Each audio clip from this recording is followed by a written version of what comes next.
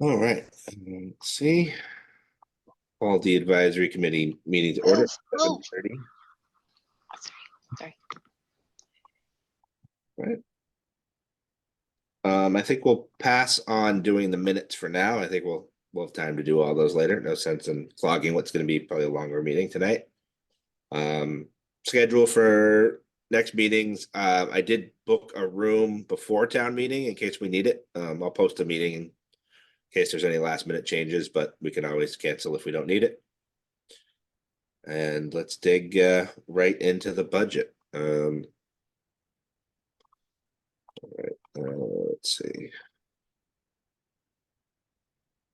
Tony, I'm gonna let Paul go first. I told him he could go first, and then we'll get to you. Okay.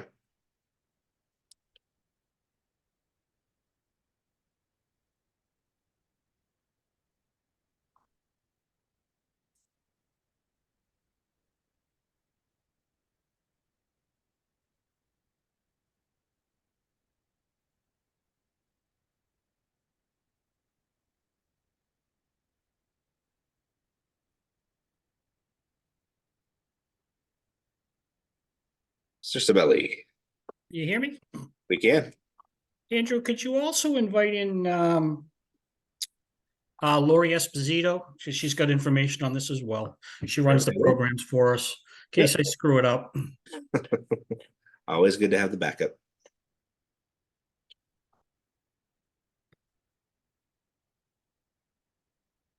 All right, so Paul here to talk about Article 45 MGL for tax exemption for Gold Star families. I think we had some questions on that, but I'll turn it over to you, Paul and Lori. All right, we ready? So just real quick, Andrew, just to kind of review, just so everybody, so there's no confusion, anybody watching, the difference between an abatement and an exemption. An abatement obviously is somebody is contesting the value of their property. Okay, what this is an exemption. Exemptions are for individuals who meet defined qualifications and file timely, and that's March 1st. Exemptions are from Mass State General Laws. They're not local bylaws. We don't make them up. Some of these have local options that you can add to them, or you can update an older version, and that's kind of what this is. It's 22H, which kind of updates 22, or I should say, not so much updates, it expands it. I think that's probably the best way we're looking at it. You've all read it. I think there was a little confusion, Andrew, perhaps with you guys. Some people don't realize this. Essentially what this is it's a local option, and it's for hold on a second. It's for Gold Star parents or guardians. Again, these are for anybody who lost an immediate family member. So this is kind of an expansion. It's 100% exemption off real estate taxes. And I kind of want to mention it's kind of an extension of a clause 22D, which is for Gold Star surviving spouses. Okay, veterans who died as a proximate result of injury sustained or illnesses contracted during active duty or service.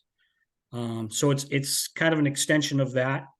So instead of somebody losing, a husband or wife losing one another due to their military service, this is the parents getting a benefit from losing a son or daughter. I think that's the best way of looking at it. The only difference is the 22D is fully reimbursed at the state level, where they have not yet added that to the list for full reimbursement. This is funded out of the overlay. We did speak with our veterans agent, and he has indicated that currently he is unaware of anybody who would currently qualify. Thank God. This isn't something you want people to qualify for, obviously. Just a little bit more information. A couple of local towns Lori was good enough to reach out to other communities just to see who has adopted this. Okay, we have Northborough, Holliston. Northborough actually has an individual who qualifies, a family who qualifies. Holliston, Ashland, Hopkinton, Shrewsbury, Auburn, Sudbury, Sutton, Wellesley, Mendon are some of the communities in the area that she found. Lori, anything else that you want to add? No, I think you covered it. I just wanted you to be aware that really what it is our office offers these exemptions that are offered and outlined, and everything is by statute from the state. And this 22H was a fairly recent introduction. I think the first fiscal year that anyone would have been able to use it or adopt it locally was 2019, fiscal year 19. And because we offer everything else and where this is a local option, I just thought it was the right thing to put forward to have the town decide whether it's something that we want to have adopted. And like Paul said, luckily we don't have anybody that we know of now that's eligible, but it's something that it's just an option for the town to adopt. And essentially what it is, it expands on the Gold Star Family Credit, where rather exemption, where there's a straight 22 lowercase e that is available, and it's much less. I want to say it's a base of $400 that can up to double over the course of a few years. And where the 22D was already in place for the spouse, this just expands the benefits to include parents of the Gold Star families. So it's just an option. And like Paul said, it comes from the overlay. It does not affect, anyone's taxes directly. Okay, thanks. I think there was a few of us that had some questions, so I'll open it up to the committee.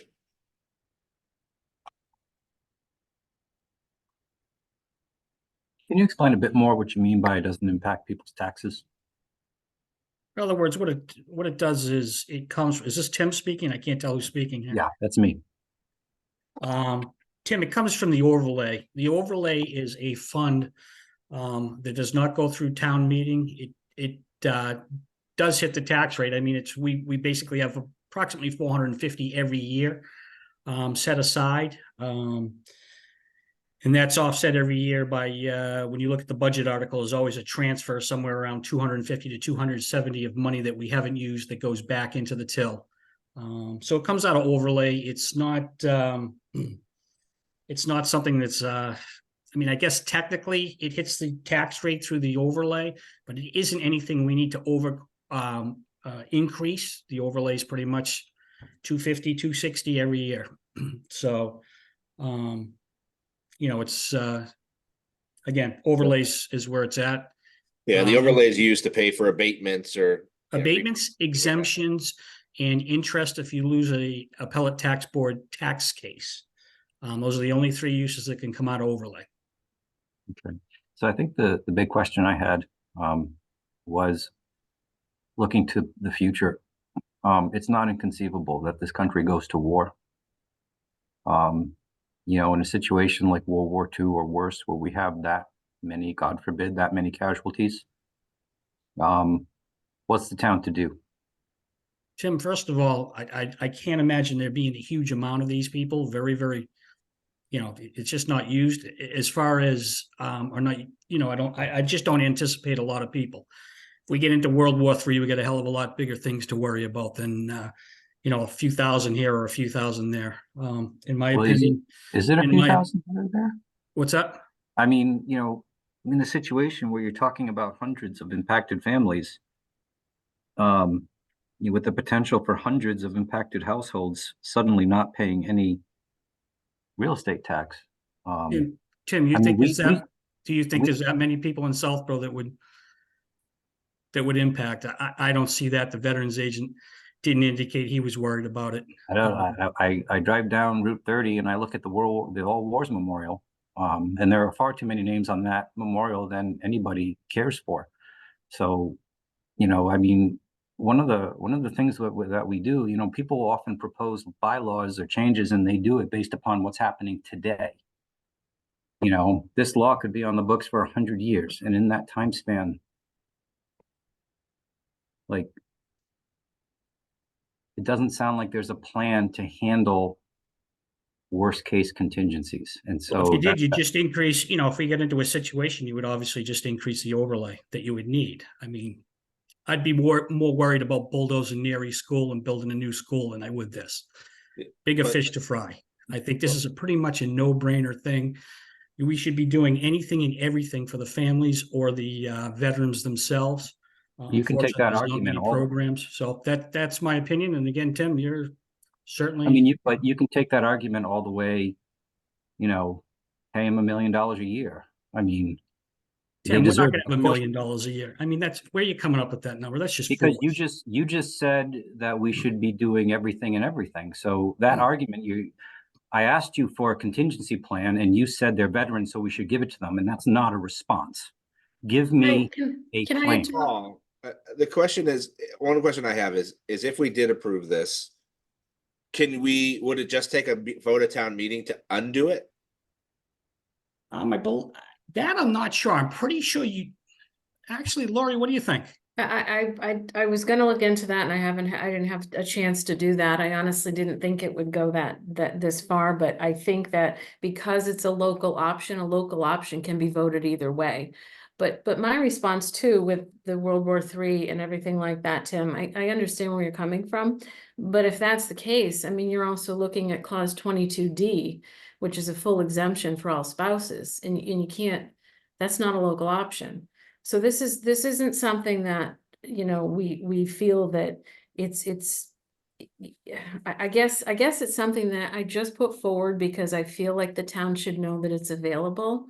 And I feel like the town should be able to decide if this is something we want to add And to our I portfolio of agree. exemptions. So I totally get where you're coming from, but even with your situation, you still have the clause 22D, which is a full exemption for spouses as well. I just So want, your point is making it worse, But right? this- I don't, It means- it 20 I'm means not the trying to price make is anything getting worse. I'm Right. sorry, I'm talking right now. I'm not trying to Okay. make anything worse. The exemption for spouses adds to the financial impact to the town, in addition to what we're proposing for surviving parents and guardians. I'm not telling you not to bring this to town meeting. I'm asking you to bring it to town meeting with real numbers, okay? So that town meeting makes a choice based on pros and cons, and it's not just a feel good that could potentially lead us into a bad place in the future. That's all I'm asking you. Just real quick, the surviving spouse isn't going to add because that's fully reimbursed by the state, correct, Lori? Correct.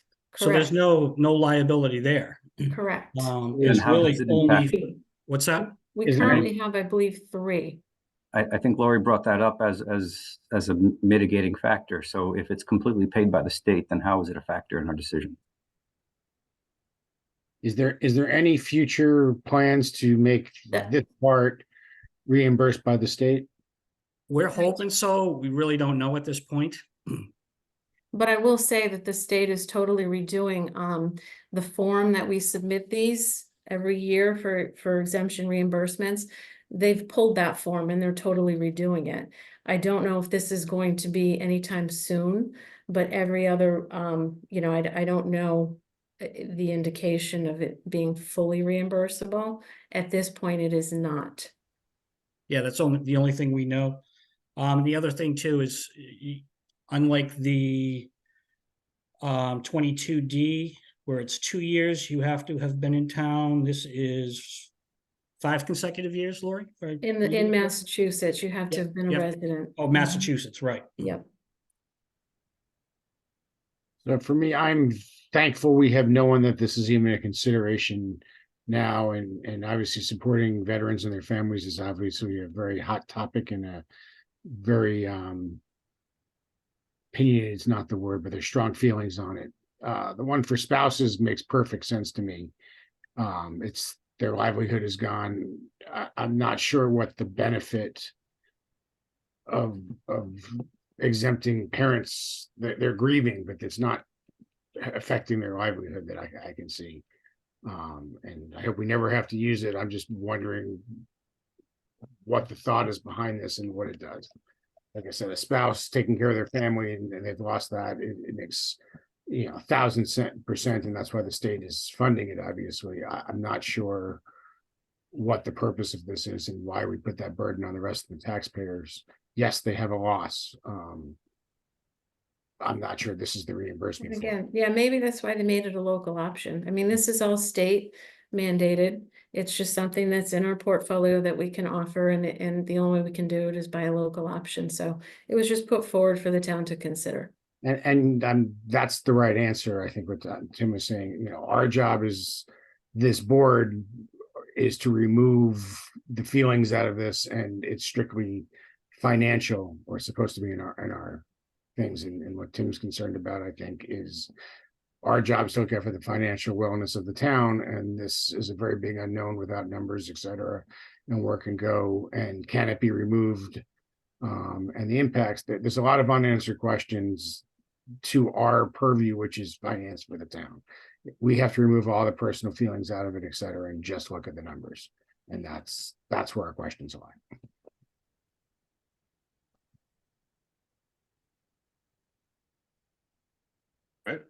We have any further questions for Paul and Lori?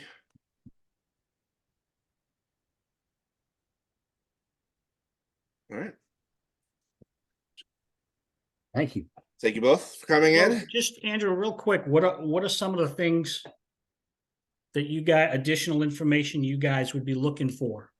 I think for me, just knowing that we could reverse it. I mean, again, if we have it now and there's no impact, and if there's, God forbid, a handful of these, right, the overlay can more than absorb that, and it's not much of an impact. But if there's tens or hundreds of these, right, then that's where we start to get into some, financial impact, right? And I think that's where if it came to that, the town could vote to remove it, then I think that would certainly be an interesting thing to know for me. Yeah, It wasn't covered in anything that we saw, is it, Lori? No, I'm trying to think, because some of the local options, such as the residential exemption and a couple of those other things, I know you can reverse. I just don't know on these exemptions. We'd definitely have to look. right. And we're certainly going to keep our eye open to see if it, whether it's voted or not, or considered or not. Obviously, if the state decides that it's fully reimbursable, that's something, of course, that we would put forward to you. But at this moment, it's not. So really, I guess that's how you have to think about it. Right now, it is not reimbursable.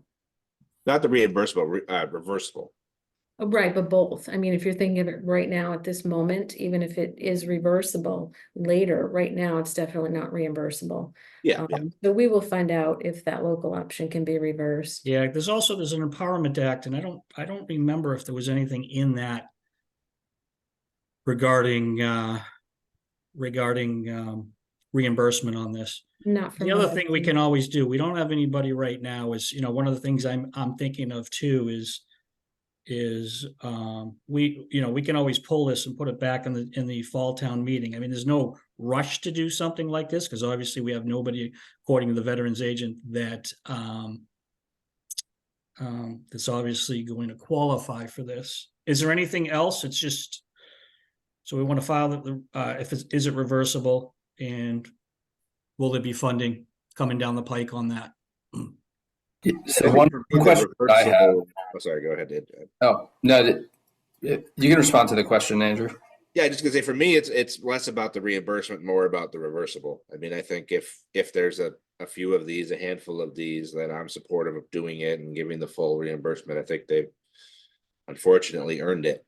I think it's just a numbers game, that if it becomes too significant, then it becomes too difficult for the town to do, just knowing that there's an ability to reverse it, so that we don't have catastrophic financial impact due to it, would be good to know.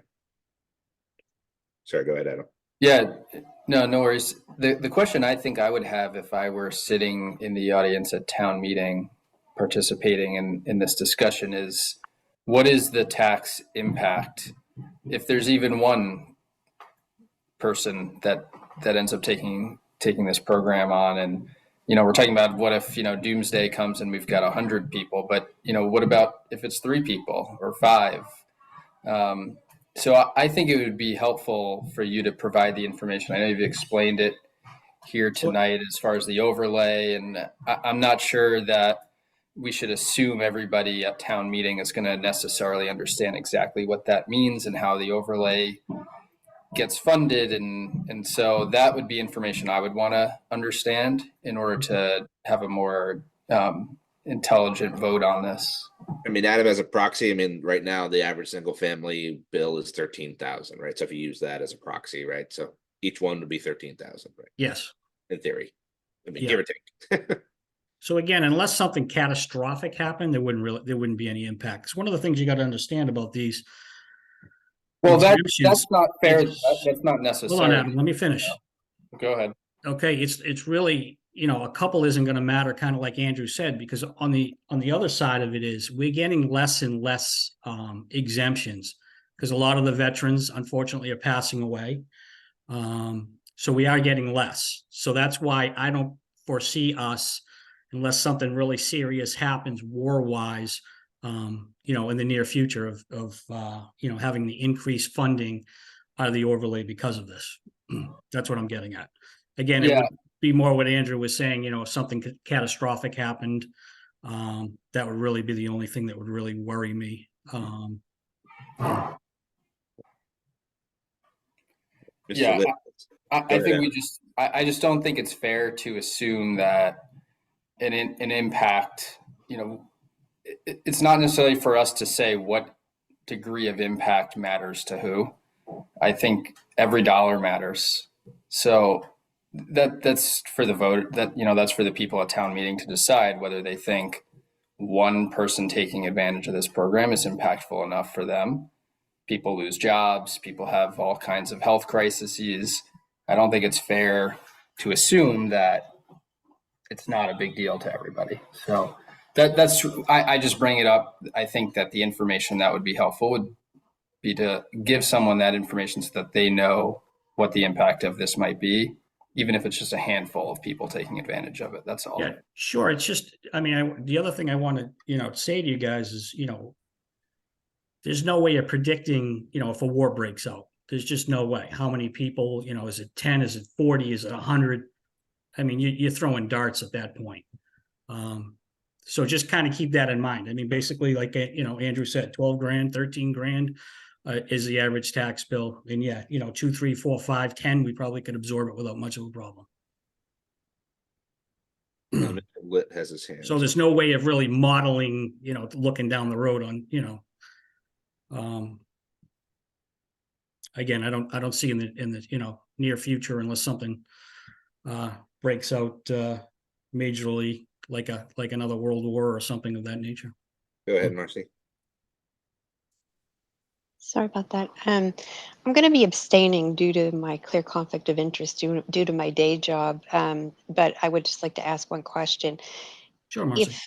If the veteran dies and he has 2 parents, but they don't live together, so is that going to be 2 households then that get the exemption? I believe only one household can get it. Okay. Typically, that's how most of the exemptions work. You can't split it between properties. It's usually only Okay. one property. Lori, anything to add to that? No, other than the fact that this is it all goes through the state. So I would imagine that if you're talking about maybe in Southborough and then maybe in another town, it all goes through the state. So I would imagine that would be kicked out as a duplicate because you can't, there's only one exemption allowed per family in every other case. So I would assume that would be the same here. It's usually only one per household, correct? Okay, so if mom and dad are divorced, but they both live in Southborough, only one would get it. Yes, it can only be applied to one household. Okay. That might be a question you'd get at town meeting. I'm not sure, but that just came to mind. Thank you. Thanks. Mr. Litt, let you talk. Yeah, I just wanted to caution you about hanging your hat on reversibility. I mean, once once something like this is put in place, it's very hard to come up with a scenario in which you'd actually be able to reverse it. I mean, people would start arguing about fairness. What does it mean to the people who, happen to have a loss, in the time before? I think you should decide this on the merits, and not that illusion. It's sort of the same thing that we run into with grants, where we get our feet wet with a grant and then it has to move to the operational budget. But at the time we justified it because it wasn't our money. So here, I think you want to make a decision on the merits and not on some hypothetical reversibility. Thanks. And officially, it's town meeting that will make that decision, not us. We're an opinion, so. That's it. All right. Thank you both for coming. So are you guys taking a vote on if you're supporting this, or how's it work from here? I think we'll certainly take a vote, probably. Usually we just wait till the end to do them all at once. Okay. But can you just email me with the results? Yeah, I'll email you all the ones we have to for the others. Perfect. Like that. All right. Thanks, Paul. Thanks, Lori. Take care. Take care. You. Yes. All right, Tony, why don't you go next? Tony is here to talk about the irrigation for the golf course. Good evening. And I think I did send Tony our video from our last meeting and kind of the timestamp of where we started talking about it. So I think Marcy, you had a couple questions and some other folks. So Tony is here to listen.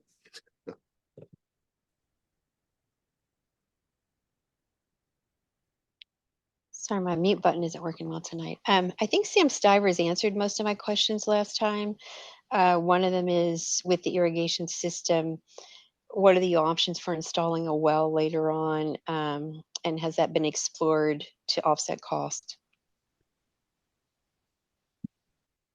Certainly. Well, and thank you all for your time here tonight. And let me just say, so I've been on the golf committee for 2 years. I've been living in Southborough for 32 years. I think I wanted to point out that the previous golf committee that was responsible for the course, right when it was being taken over by the town, replacing the irrigation system was their #1 priority at the end of their term. So this has been a sort of an ongoing request that's, gaining in urgency. Your question about the well is one that's been talked about often. The proposed system that would be installed at this point would connect to the town water, just as the current system is connected to the town water. And in the future, if it was if it was decided that we wanted to pursue a well, we could go down that path. The expenses of the water are covered by the management company, the company that's been contracted to actually run the course. So there are no expenses to the town for the water that's consumed today. But it might make sense in the future to consider putting in a well, but that's not part of this proposal. I think the other question I had, and Sam answered that one too, but if others are listening and you're wondering, was how will the old system be removed, and is that cost covered in this proposal? Yes, that's covered in this proposal. I think there was some question, I don't remember who had it too, about medical something. Claire, go ahead. Are you waving somebody else? Yeah, I had a question. I'm not sure what the medical question was. Tony, I was curious, the management company, do they also cover expenses related to maintaining the new system? And if not, what does that look like? Yeah, so the town is contracted with this management company to operate the course, and so they deal with pretty much all of the expenses. I mean, I'm not aware of any expenses they're not covering.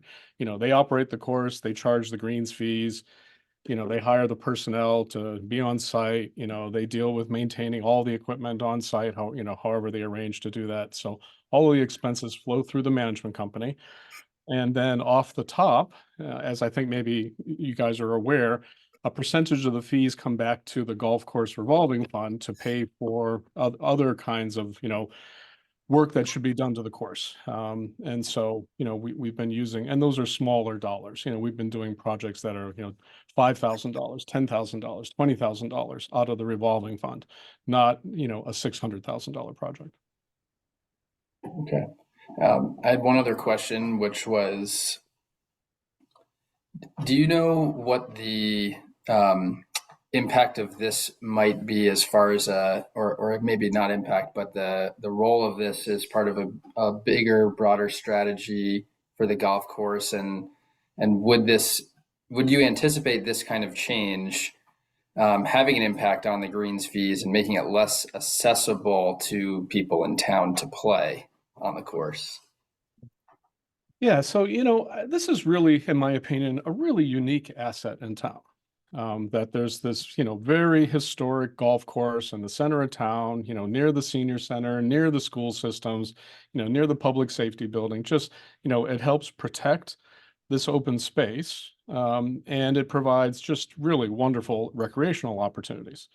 I'm sorry, no, your question then specifically was again? Yeah, I'm curious. I agree with you. I actually used the course myself. Yeah. And I would admit I think it could use an upgrade in the irrigation system. But that's right. What I fear is that it will become more of a commercial operation that makes it harder for people in town to actually take advantage of it. Yeah, so that I think it's really important, in my opinion, that the course be maintained at a greens fee so that the local town can play. Right? It's not a private course. It's a public course. It's a very nice public course. And I don't foresee any reason why the greens fees would go up, certainly not because of this irrigation system. The number of rounds has gone up pretty significantly over the last 5 years. There's a capacity at some point to the number of rounds that can be played on the course. We're not there yet, but the course is being played a lot more than it was 5 years ago. There's been no discussion about raising greens fees. I don't know. I haven't heard any reason why greens fees would need to go up in my discussions with the committee and the management company over the last 2 years. And certainly nothing driven by the irrigation system. Okay, thank you. So I had the reverse of that. So my understanding, I thought when we put this in, that the whole point of the golf fund was to pay for, and the green fees are to pay for the upkeep of the course. And now we're coming back for the town for a pretty significant bill to make enhancements to a golf course. And not everyone in town plays golf. I thought the whole point was it was supposed to maintain itself, and that's what the fee. So maybe the green fee should go up to pay for this irrigation system. Why is the town fronting a bill for something that she was supposed to be paid for by the golf course itself?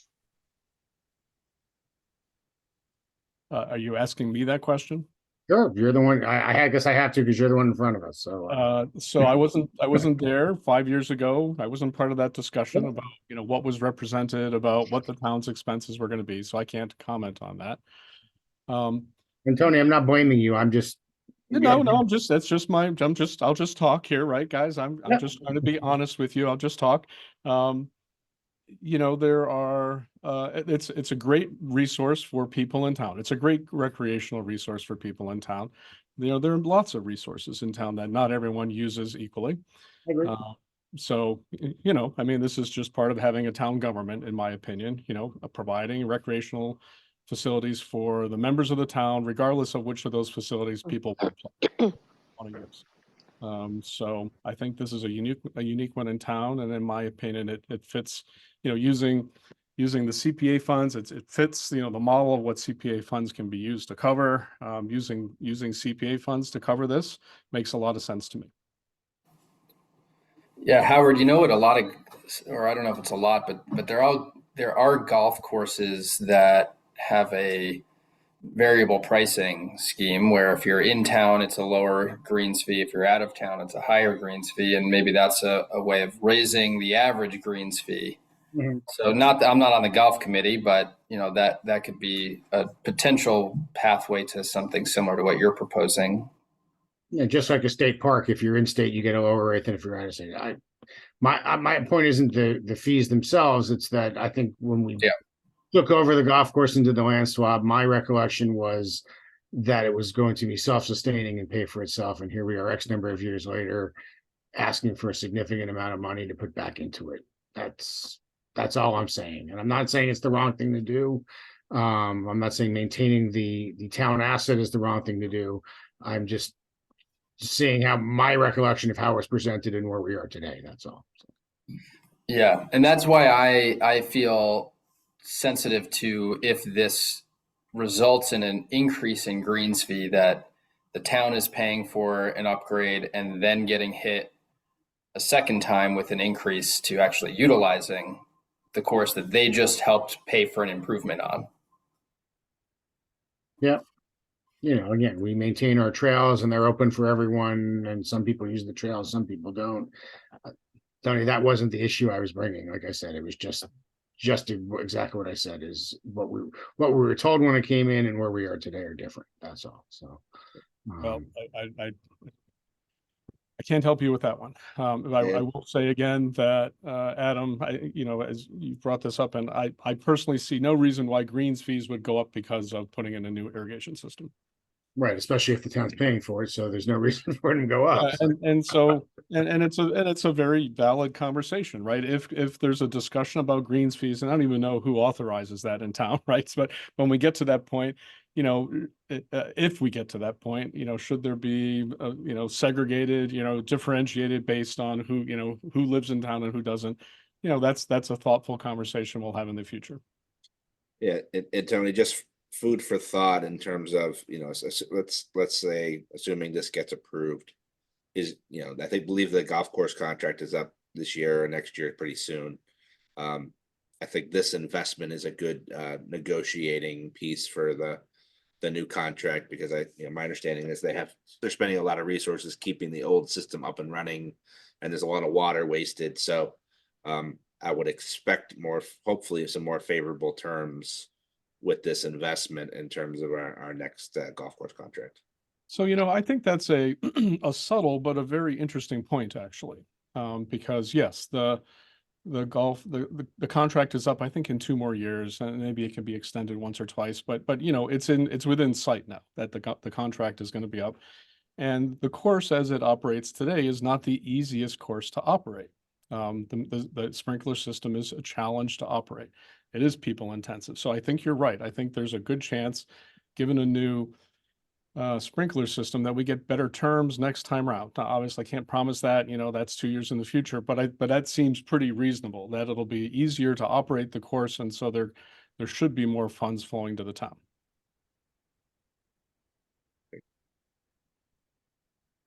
All right, anybody else, any further questions for Tony? Excellent. Well, thank you for coming. My pleasure, and of course, if you have any other questions, please let me know. Certainly will. Thanks, Tony. Thank All right, you. guys. All right, let's see. Why don't we bring over Jason and Barry and do the SAP?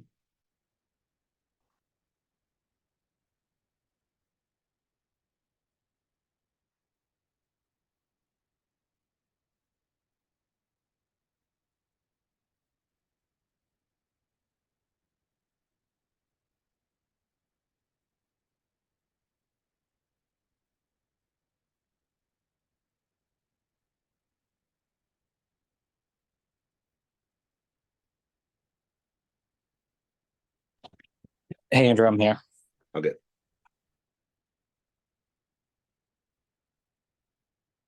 All right. I'm just gonna throw up the. Jason, think it'd be better to put the redlined version of the SAP or the notes? Sorry, say that again. And is Barry here too, or is it just me? I promoted him. I don't know where he went to. He was here and then he wasn't. So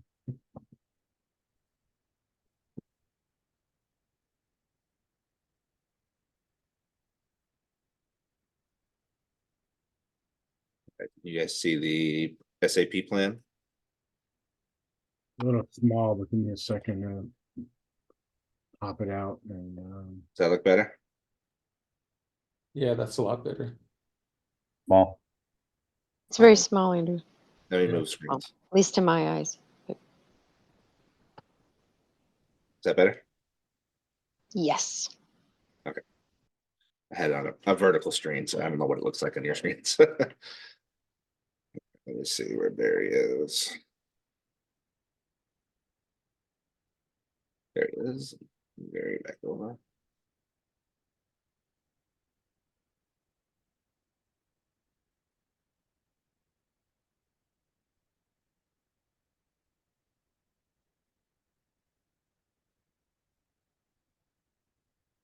Okay, I think we got Barry and Jason. Barry, you there?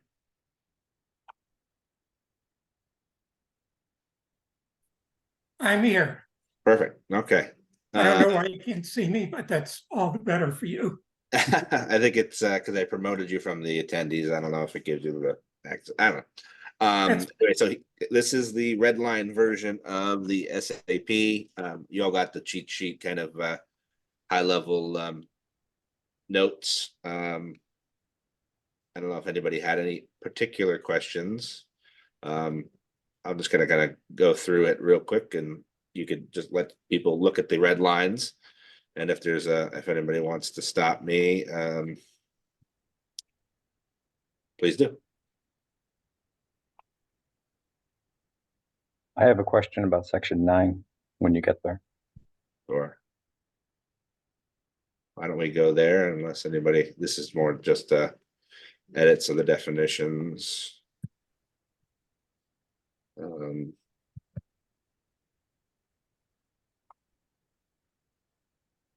So no changes.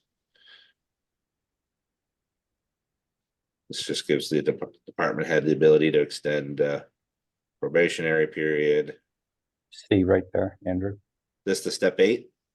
Yes. My only question is I didn't see, I went back to the version from our last town meeting, and I didn't see anything about steps in the document at all. So it was odd to me that we're referencing step 8 when there are no, or at least I didn't see it. So if I missed it, please let me know. Yeah, so we are revising or proposing to revise Schedule A, do away with the schedules and instead have a salary grid with steps in it. And if you go to the red line version, all of that you have on the screen now is deleted, and below that is the salary grid that we are proposing to implement. Okay, and Like across the top are the steps? So like in Yeah, here, you can see the like 15 A1 step. midpoint used to be 1740, now it's 1760. Sorry, it's just really hard to see. Sorry, I don't know.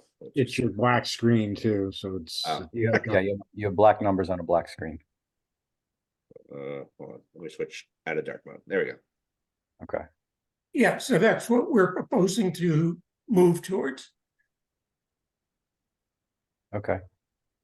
So the personnel director now has authority to hire someone up to the midpoint without personnel board approval. This, because we're doing away with midpoints, this just says he can hire someone up to step 8 without personnel board approval. So it's not a substantive change as much as it's just a language change to conform to the new arrangement. Thank you. Yep, can you go back to that chart for one more second? Sorry. Sorry.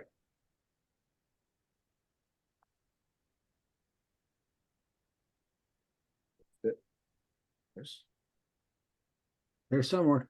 There it is. And the new proposed assistant DPW was what, grade 6? Grade 6, I believe. Hold on. Yep, civil engineer, grade 6. Go down to 6. I'll read the chart. So A6, they can go up to 36.89. an hour to, okay. All right, I understand the chart now. Thank you. And I think it's Barry, what, how many hours are in a year? 2080? Yes, that's, Andrew, I have a question. I think I asked this last year, but what are the number of years between steps? Does it increase incrementally across, step 1 to 15, or is there extended years for the higher steps? no, everybody would move up one step each year. Each year, okay. And does that require a satisfactory performance appraisal, or it's just automatic by time and grade? No, there has to be a satisfactory performance appraisal. Is that in this document? Yes, it does. We'll have to find it, but that's been in. And I don't know, Jason, if you remember off the top of your head where it is, but I don't remember, but that is the intent, and we have the ability to we have policies around performance evaluations too, and how that process works. but yeah, no one gets an increase if they don't have at least a satisfactory performance appraisal.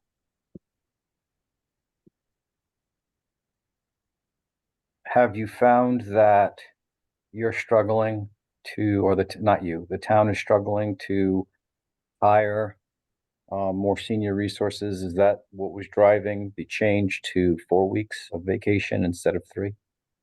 Yes, it was a recruiting issue. We just want to be able to have the flexibility if we hire someone who has 4 weeks vacation. We don't want to lose someone because we could only offer them 3. Okay. Keep in mind that we can only give them 4 if they had 4 in their prior job. It's not meant to increase what they have, but just so someone's not giving up vacation to come to work for the town. Okay, thank you. And Tim, I'll just add to that. We did lose a candidate this year for a position because of that, because they didn't have the ability to go above 3. I have another question about the steps. If the department head can start anyone and everyone at 8, that means within 7 years, every new employee will be at the max.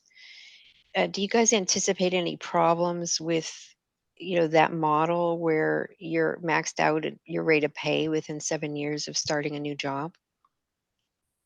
I mean, it's something we're going to address in terms of what happens when people do hit the max. They would still get whatever cost of living increase we were giving that particular year, but they just wouldn't automatically get the 2% that everyone else would get. This is comparable in some way to how the schools operate with their steps and lanes. Is that correct? Every I union, believe- not just the schools. Yeah, and it's also the way that most of our comparable towns operate. So when we do our surveys to determine how much of an increase we're going to give employees, sometimes it's hard to decipher the numbers because they're using a different system than we are. So this will help us compare apples to apples. I just want to add one thing on to Marcy's comment. Well, I think we don't start everyone at 8, right? And it's not the department head, it's the personnel director, which is the town administrator. So there has to be some consistency there, right, to not impact. But right now, existing employees, all they're getting is essentially a COLA every year. So this is actually incentivizing people to stay. So yeah, while there may be an issue 7 years from now, we actually got kind of off the rails compared to our comparable communities because we weren't paying for experience. We were just paying cost of living. And obviously we all know there is a replacement cost to every employee. It obviously depends on the position, et cetera. So it's a step in the right direction. Thank you. I was just comparing the federal government system, which is, step 1 through 5 is every 2 years automatic with, performance appraisals like you're mentioning. And then, 6 through 10, and you max out at 10 with no negotiating power at all, is every 3. So that, basically extends a new employee's time in grade to the max step basically for 20 years. I'm not saying I agree with that, but it's just, interesting if you can start at step 8 and get to the end by 7 years. I just wonder what kind of problems you'll have on the back end. But thank you for answering that question, and I appreciate that extra insight, Jason.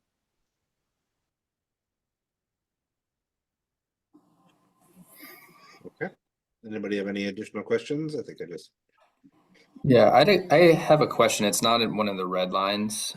I think this came up last year, and there's probably a history here. I was curious, Jason and Barry, about the vacation time policy, and both what are employees allowed to carry over from year to year, and then second, was there any new debate, or maybe you can remind me of the rationale for why we pay out vacation time if an employee leaves that role versus incentivizing them to actually use their vacation throughout the year? I mean, that is something that we addressed last year. So we have limited what new hires can accrue from year to year and carry over. So they can now only carry over up to 2 weeks. So we didn't feel it was fair to, and I know we had discussions with employees who felt that if we restricted what they already had, that would affect morale. But so we have taken action, and Jason could talk to this because he was really the instigator. But we have, as I said, curtailed what new employees can do, both for vacation time and for payout of sick time as well. So Jason, I don't know if you want to add to that. Yeah, no, I think it depends on the employee, right? So any employee hired after 7/1 of 23, i.e. this fiscal year, is under a new system where candidly they're getting more vacation, but have to take it real time, which kind of matches market conditions both in the private and public sector, versus we did essentially grandfather all existing employees into the system that existed prior to 7/1 of 23. But every time we have a departure, right, you just have far less under that system from the past. Okay, so when they carry, and thank you, that makes sense. When they carry over vacation, can they do they get paid out for what they carried over plus what they would normally get in a year, or is it capped? There's caps. Okay. There's 2 caps, right? It's the pre 7/1/23 employees and the post 7/1/23 employees. But remember, the law requires us to pay out employees upon separation. We do not cash out, other than there is one sentence in the SAP that allows for a certain amount of cash out in extraordinary circumstances that I believe requires the approval of the personnel director. So we're never cashing people out, 99% of the time, unless they're separating employment with the town, which follows state and federal laws, just like any other employer. Okay, thank you. Go ahead, Larry. Yeah, I just had one more question about the possibility of people starting with 4 weeks of vacation. I understand the competitive issue, and I'm really not against that. But it struck me, based on what I saw scrolling back a little bit, that I'm always concerned about 2 people in the same job making the same amount of money, and one has another week of vacation over the other, even though the first person's been there for a while. It strikes me that you would expect the policies to try to bring them together over time. And it seems like the way I'm reading this is you're actually taking 3 years for the 4-week person to get to 5 weeks, and you're taking 9 years for the 3-week person getting to 9 weeks. If I saw that, it was like 2 and then 7. And that just struck me as sort of increasing the level of unfairness to people. I mean, a few reactions to that. One is, I think it's the intent, at least of the current 5 members with this language, that this would have to be a very extenuating circumstances, which is why we drafted it this way. 2, we don't have many positions in town that are comparable. Like we don't like, for each job title you see at the back of this, there's very few other than the business administrator position across departments. So it's highly, highly unlikely that you're going to have person A sitting next to person B and have that inequity. But if I would say, at least as one voting member, if that inequity was, we would look at that if that was the situation before we would grant it. Like, it's not an automatic. The personnel director can't just go promise it. It's a tool that, in this case, Mark can bring back to the personnel board for vetting, and he can't do it unilaterally. The other thing I would say on the math is, if someone starts with 3 weeks now, based on our policy that's been around for a while, which still does require personnel board approval, they would move to 4 weeks after 2 years, right? And then would hit that next jump to 5 years at the next milestone. So this person that starts with 4 certainly would move to 5 quickly, but would max out very quickly as well. Okay, I was just curious about anything else. I mean, I understand sometimes the need to make competitive decisions, so. Yeah, I'll be honest, I at least personally struggle with balancing, long tenured employees with new employees, because I think we all know the cost to go out and hire someone outside is always more than someone inside, which is, I think, a lot of the genesis behind our STEP system, right? Trying to incentivize people to stay beyond a COLA increase every year. Compression is always a problem. Yeah. Jason, who's the personnel director you keep mentioning? I guess I've never really It's asked that. it's the town administrator. Okay, all right, thank you. Okay. Any further questions? All right. Excellent. Thank you, Jason. Thank you, Barry. I think my only other question, Barry, is there ever some way we can make this article shorter in the warrant? But I don't know if that's possible. We actually have looked at that. We are preparing an employee handbook, and we thought we can move a lot of this stuff into the handbook, but there are separate issues arise when you do that. And at the end of the day, we decided to let it be, at least for the time being. No problem. Just takes up a lot of print. All right. Thank you both. Thank you. Why don't we bring Bill over? Talk about the engineer position.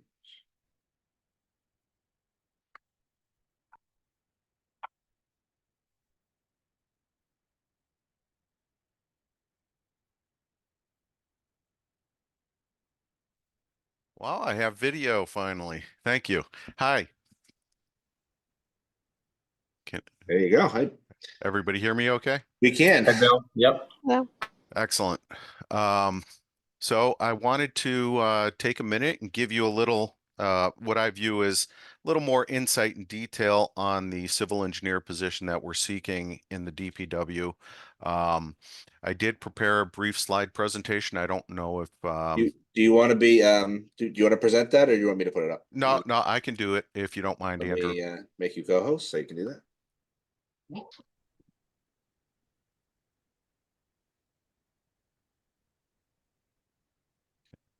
right, should be good.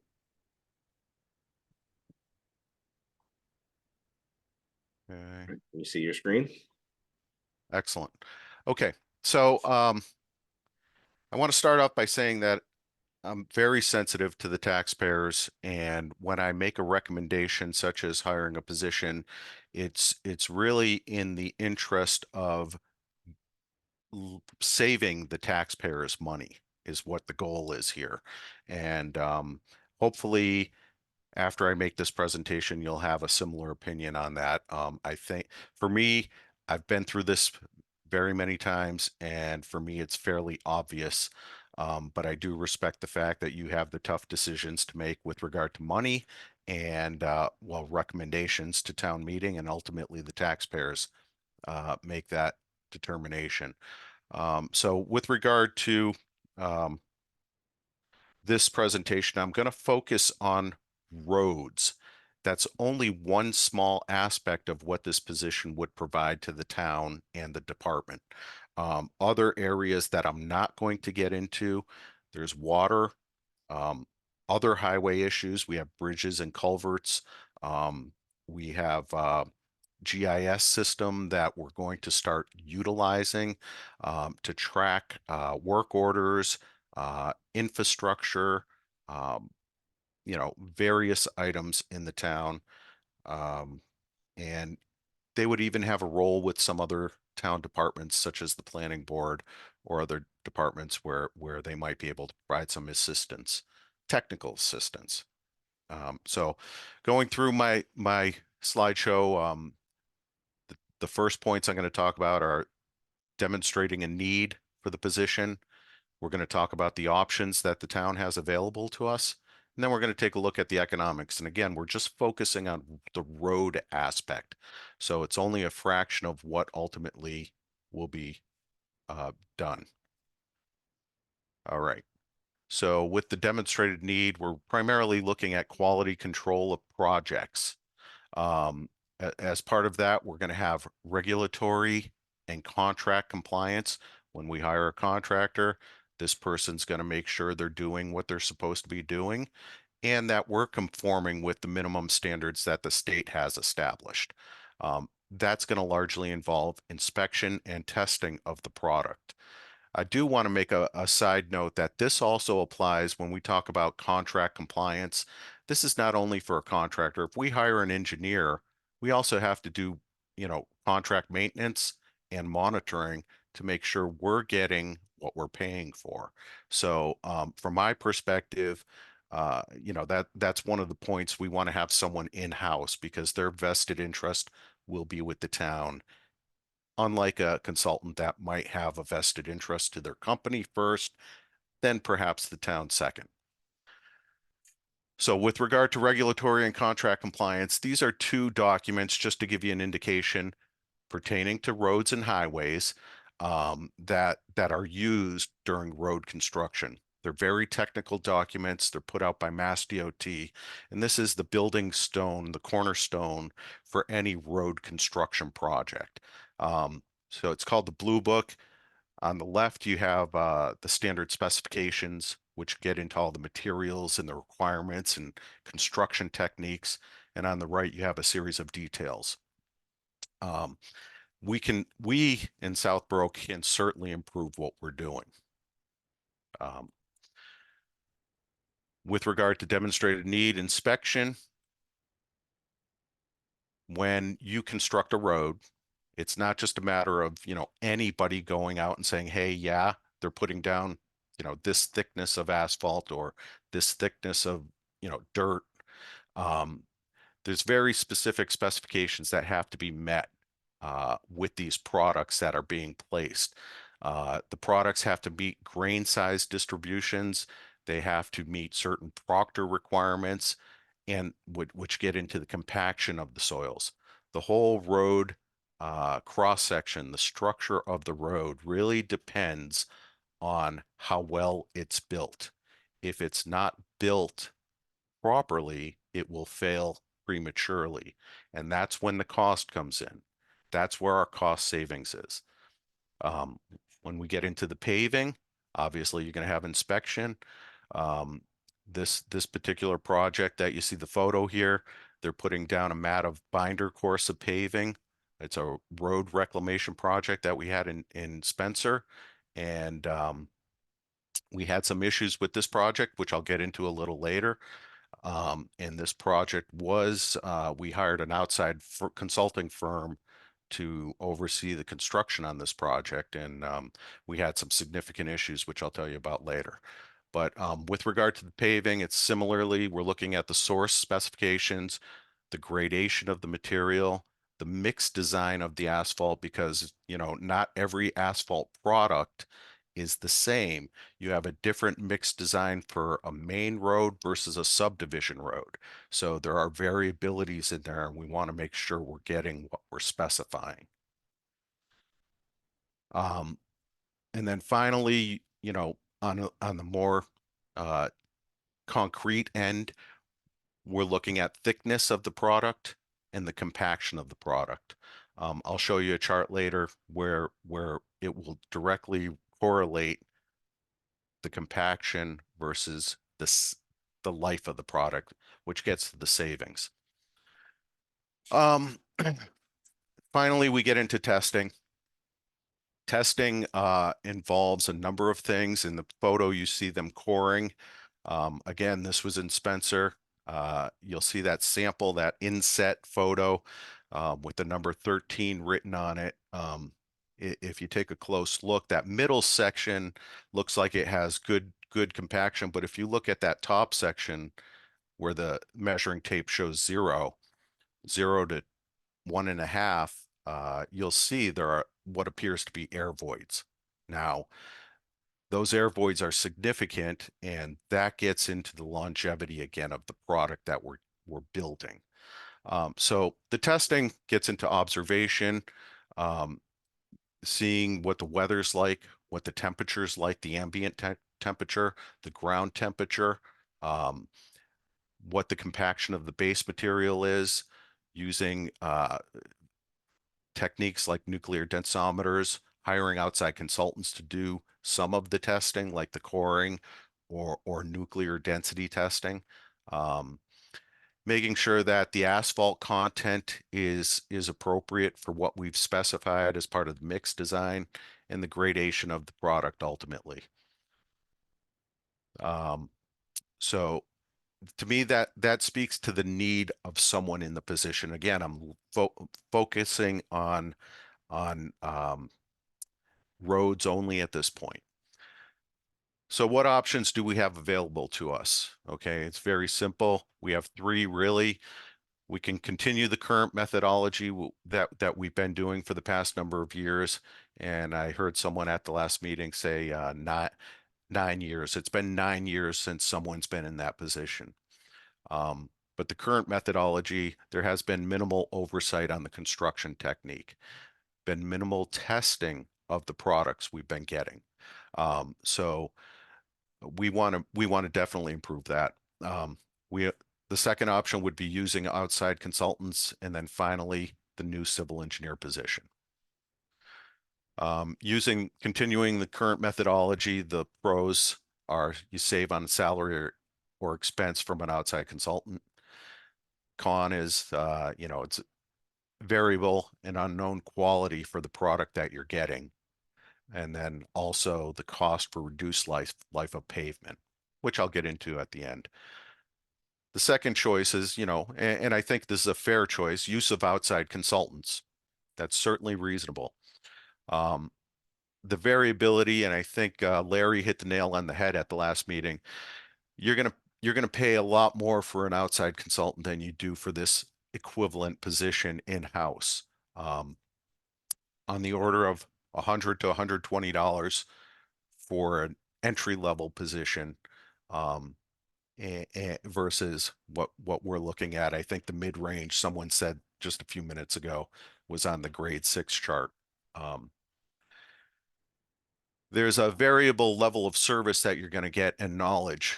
I've had situations where we've hired outside consultants where we've gotten very experienced and talented inspectors, but more often than not, I find it's the entry-level position that the firms are looking to train their staff on. And so they're not quite as knowledgeable as you like. On that slide I showed you with that core sample, we had an outside consultant that was out there, and those cores were specified to be at 95% compaction. They all came in at around mid to high 80% compactions. So that's with our consultant that's been out there for $3 million worth of paving. Okay. We lose control of oversight when you have an outside consultant. Okay.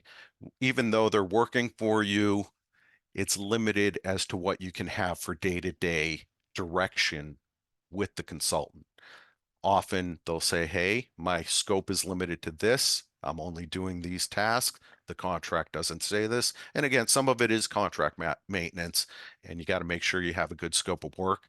But I'd rather have the control in-house. But their interest is their profit. So the more they can get away with in terms of, hours spent on the project with minimal level of effort, that's their interest. They want a good product, but they also want to make more profit. They have no vested interest in the town. Their vested interest primarily is their company. And my time would be an increased level of contract oversight. Larry was spot on when he was talking about contracts. You can't just sign a contract and let the guy go and do his thing. You have to be on them constantly to make sure you're getting what you're paying for. They're doing what they're supposed to be doing. Then lastly, the new civil engineer position. We're looking at a cost of the salary, which I'm looking at 80,000 plus benefits. The position will pay for itself in delivering quality products to the taxpayer. The town is their vested interest. They're employed by the town. They want to make sure we're getting what we specify. The position will provide more than just construction oversight. The facets I mentioned earlier. We're looking to establish a GIS database. They're going to provide plan review assistance for the planning board, perhaps some inspection. Improve communication with the taxpayers on projects, provide help with our water department in terms of, we've got a number of things coming down the pike with regard to lead and copper service connections. So there's a number of things. Person's going to be busy. There's no doubt. We're also going to save costs because some of these tasks we would have to hire outside consultants for. So lastly, we're going to talk quickly about an economic analysis. Okay. There's been studies, extensive studies done on and I'm only going to focus on compaction. You saw all those other testing requirements that I listed earlier. This is only talking about compaction. So the rule is overall a 1% increase in air voids over the base air void level of 7% tends to produce about a 10% loss in pavement life. So if the specs require a 95% compaction rate, a 94% compaction means 10% loss in the pavement life. This past year, we had paving contracts totaling 1.7 million. If we had 1% less than what was ideal, that means it's equivalent to losing $175,000 on the value of the product. So there's, in theory, if that 1% is 2%, that number would double. If it's 3% below, that number would triple. So from a financial perspective, I think just this aspect alone more than pays for the position. We certainly have enough road projects to cover that. I heard people at the last meeting touch on the Beta pavement management plan. This is a graphical depiction of their survey of the roads. Generally speaking, the roads shown in red are the ones that need the highest priority in terms of level of work. So they need to be essentially reconstructed. The roads shown in orange require minor rehabilitation, maybe, milling and paving. But you'll see it's well over 50% of the roads in town need work. So the backlog is there for the position. The thing about this study that I don't like, it doesn't consider other things. This is just paving. It doesn't consider underground piping, drainage systems. We have currently 4 locations in town that have sinkholes because drainage pipes are failing. So one of the things we need to take into account as we approach this is the condition of the infrastructure below the grade so that we can fix that first and then do the paving. Uh, this is a couple of examples I wanted to show you. This is a photo of Fitzgerald Lane. This project is 25 years old. It was completed in 1999. It had a pavement condition index of 23. So on that map, it's shown as red. The PCI is basically a scale from 0 to 100, 100 being the best, a road that doesn't need any work. This one's at 23. So it's a 25-year-old road. It's got significant alligator cracking throughout. There's a couple of spots where you can actually see stones poking up through the pavement. And my visual observation, you can actually see that some areas, the pavement was really only a ½ inch thick on the top. So it's clear to me nobody oversaw this construction. And granted, this was a subdivision, it wasn't a town road. It is a town road now. So this road needs to be fully reconstructed, in my opinion. That's also what the beta report says. So should it be in that condition? No, we can improve, we can do better. This is a little personal experience that I want to share with you. This is Old Farm Road, similar condition as that we just looked at. This was phase 1 and 2 in Douglas. When I started in Douglas, it's 25 years old. This section was completed in 1999. They hired me, first town engineer that they had in that position. This is the next phase. You can see the condition of the road when there's good quality assurance on the construction. So this is just an illustration. And I encourage anybody to go out there and drive, and you can kind of get a real sample of what the value is. So really that's it. I think I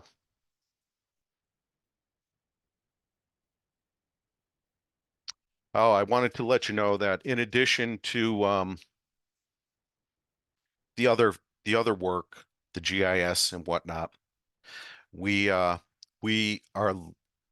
very likely at this point to get a grant for 110,000 that will allow us to purchase a pipe camera inspection tool. That would be another thing that this person could do. He could coordinate and map the piping network, put it into GIS, so we can include that in our consideration on these roads. So that's really didn't want to take up too much time. That's my quick spiel. I'm happy to answer any questions pertaining to this, but that's really all I have. Great. Thanks, Bill. And I think everybody else also saw the job description, which talks a little bit about what Bill had about the, this isn't just necessarily for roads, but there's a water main break and the patches and et cetera. So the engineer's doing a little bit of that. GIS database, as he said, some of the irrigation. I'm just trying to read the proposal here. The other one, Bill, that you brought up that I hadn't thought about is on Fitzgerald, when it is a subdivision. What role could this person have in terms of, if there is a subdivision, kind of working with them or oversight? I guess it would be part of probably like the special permit process to make sure that before the town accepts a road from a subdivision, that it's actually constructed to our standards. Is that something that they could kind of oversee, even though it's not a town project? I would have them take direction from the planning board and planning agent. I think that the planning board needs to drive that. I still would encourage the planning board to hire outside peer review on these things. However, the staff person, the civil engineer staff person, would be available to provide input and oversight. And again, this person's going to get to know the roads in the town and know the quirkiness of the town, and bring that to the table. Outside consultants don't do that. They're very mechanical and focused on very specific regulatory requirements. you know, he might know of, you know, neighbors or neighboring situations that a consultant wouldn't be aware of. So there's value in having the versatility of having this person in-house and providing input and service to other departments, not just planning board. Board of Health could use them, Concon could use them. You know, I see a lot of opportunity for this position. Great. I opened it up to anybody with any questions. Yes, I can start. I was reading your job description on the posting and that compared to the pay. Are you gonna find this unicorn? He or she is that you have a pretty long laundry list of responsibilities on here and requirements. If I read it correctly, I thought we weren't originally, it wasn't gonna need a PE stamp. That's a preferred thing of that. So are we gonna find someone on this pay grade to do the amount of work that you're calling out in the responsibilities? Yeah, I think I'm confident we can find somebody for the range that I have stipulated. Yes. Yes. And I'm looking at 80,000 and I'm confident we could get somebody for 80,000. So, you know, and I think there's also an opportunity for the person to see moving up. You know, I'm getting in my senior years. I think there's an opportunity if someone's, you know, ambitious, they could stick around and you know, do the natural progression to the next level. Okay, thanks.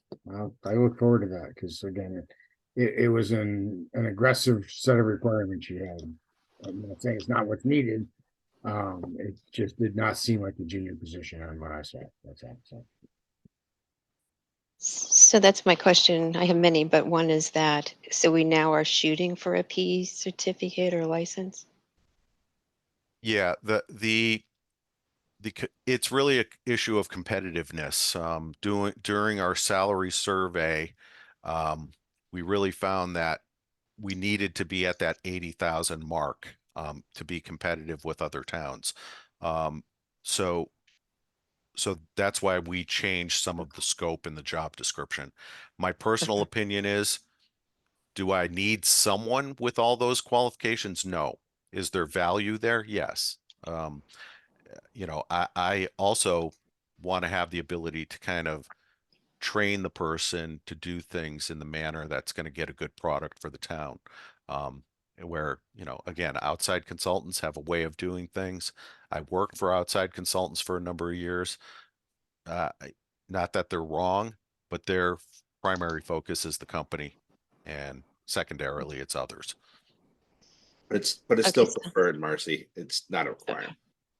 I see that, but that's a complete change from what was proposed, which is a junior, junior engineer. Now we're at civil engineer with PE preferred, which is fine. I mean, because that was some of the questions we had last week. Is that really where we should start instead of, junior level, I guess, work? Well, just My to other clarify, question. Marcy, real quick, Yep. it's EIT, which I think is engineer in training. Correct. Is Okay. that junior role or PE?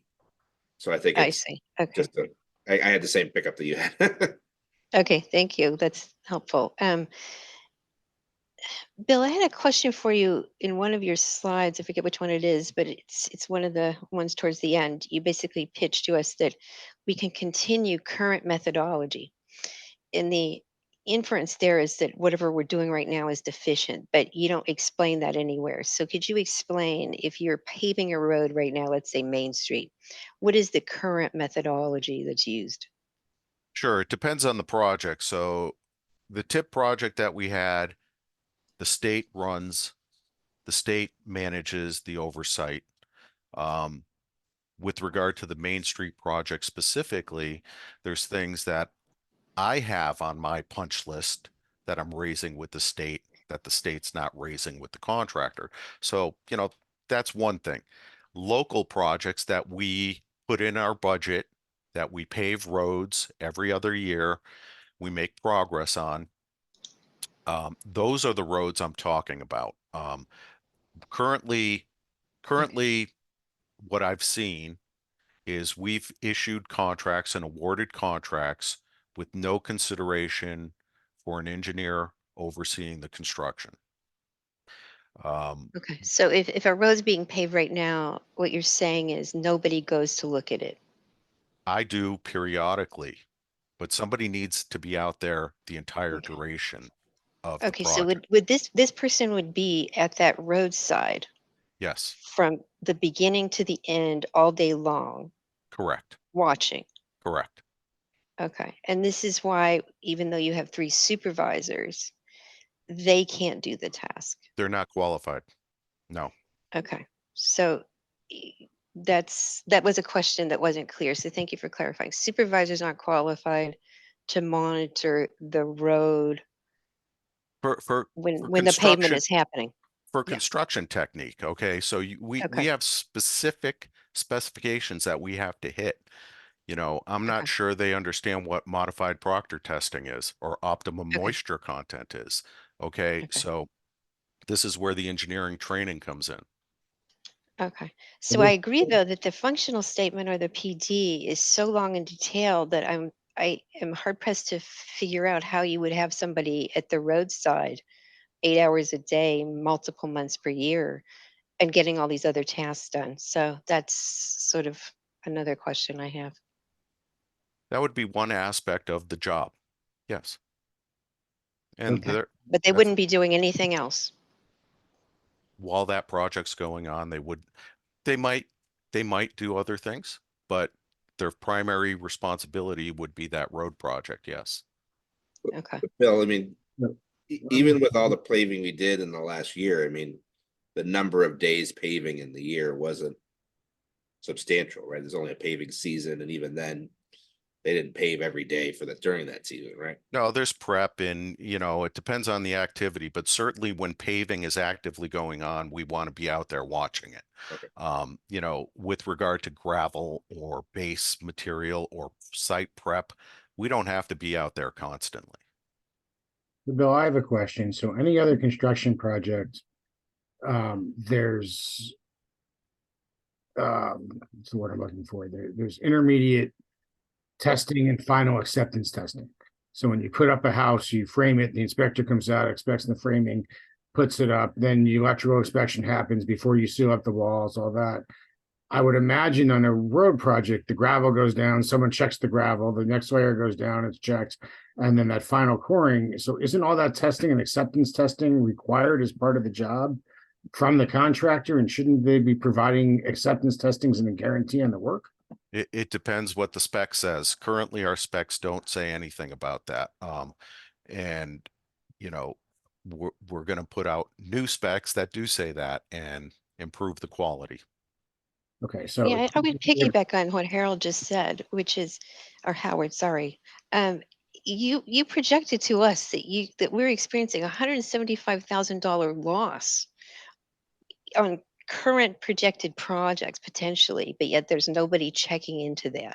So I would say that regardless of whether or not we get the engineer, it would be good as a taxpayer to know how that gap will be closed. Well, I'm saying that has the potential. I don't know what the compaction rate was on those roads. We didn't test it. It wasn't a requirement that they hit a particular compaction rate as part of the contract that was awarded before I started. But Bill, that's your whole argument as to why you need the position. So you're saying on the one hand, this is happening, but on the other, it might not be. So that argument to me is not holding water. okay, that's fine.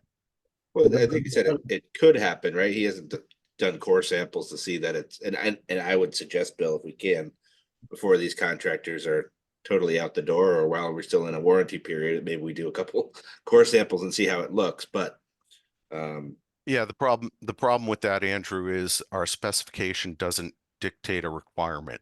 So yeah, currently we have a contract where we don't have a spec. got it. Okay. So it sounds like we definitely need a better spec, and that's my expertise. I appreciate that. And maybe that's where this person can help rewrite the spec, or that's your job. I'm not going to tell who does what. But a better spec in lieu of an $80,000 a year position sounds better to a taxpayer than an $80,000 position. And, you know, if you feel we're grilling you, I think, you know, it's our job to grill you on this. We're not here to say yes or no, but it's our job to grill you and find out what's the best financial method for the town. I appreciate that. I understand your role. I understand my role. And I take no issue with anyone asking any of these questions. My whole purpose here is to give my professional opinion on what's best for the town. And that's what I'm doing. We appreciate that. Just, I guess I'm surprised that you weren't here. It has nothing to do with you that our spec doesn't call out what seems to be specific details that, you know, our other specs in town already do. And that's not on you, and that you're acknowledging that and looking to fix it is, you know, is a feather in your cap. That's a good thing. Just you know, I guess we're not taking back on that. But the need for this position seems to be exasperated by the lack of spec, the lack of things that the people before you didn't do. That is now causing us for a new position. And I'm not saying we've had the position before, and I'm not arguing that we need the position or not. It just seems to be that lack of detail from before is what's causing part of the need for this position. That's all. Bill, could you speak to, and we talk about compaction, but I think there was two other issues that I've heard about, at least in the last contract. There was, I believe, one driveway where the asphalt was too high, and now the water drains down to their driveway. And then there was the paving of the school overage. And how could this role have helped or possibly prevented, you know, those kind of reworks or issues from kind of arising? So they're two separate issues. I'll take the school one first. The issue with the school primarily resulted with too many cooks in the kitchen and people directing the contractor that shouldn't have been. Okay. So the contractor scope was changing from what he bid upon, and then he sought to get paid for those changes. When you have a contract, there's a very specific process to follow in order to get to that point where the change order is authorized. You know, not to mention the funding has to be there, which, you know, was part of the issue. So this person would be my eyes, my ears on the site. I'd manage the contract. They would facilitate the change order, define the scope. We'd solicit a price, prepare a change order, get everything formally approved, signed off, add it to the contract. It would formally be part of the contract. That would avoid that issue we had at the school. With regard to the other issue, it's my understanding that highway department staff, the contractor, as well as the individual property owner that has the issue, got together. They talked about what was supposed to happen. And then the contractor went forward with paving and didn't do what they discussed. So this is strictly an oversight issue to make sure that the contractor was doing what they're supposed to be doing.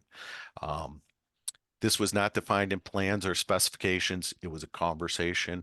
And again, having a person out there monitoring this to make sure that that happened, this whole issue would have been avoided. Larry, go ahead. So the focus so far has been almost entirely on road work.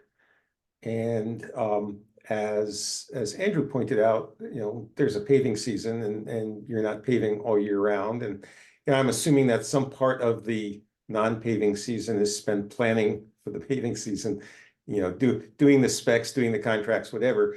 But assuming that road work is the most important aspect of this person's job, you certainly seem to be focused on it. What would be the second biggest piece of the job when the person is not working on road paving?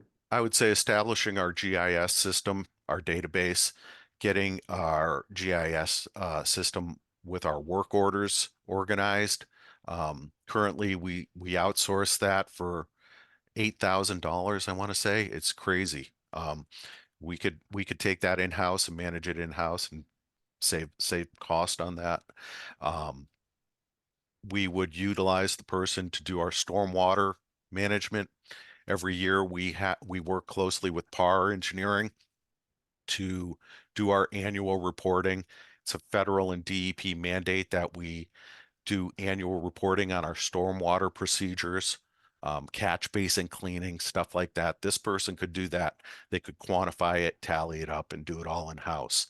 And that's part of my goal, is to kind of take some of those peripheral activities that are low-hanging fruit, not very technical, and have this person take those on, at least a portion of them. And then that would be in the off seasons. I think you know, the stormwater is an annual thing that's constantly going on, so they could do those things throughout the year. Again, planning board, you know, I do want to work with the planning board in terms of subdivision construction standards, because ultimately we inherit those roads. We don't want another Fitzgerald. We want roads to be built properly so that our cost for maintaining them is minimized. You know, I look at William Onthank Drive, which is a public way, currently on the slate to get paved. Really, it should not be falling apart at this point. So we're paying money to repave that road before we should be. Okay, thanks. You have a couple other hands raised. Does anybody else in the committee have a question before I go to them?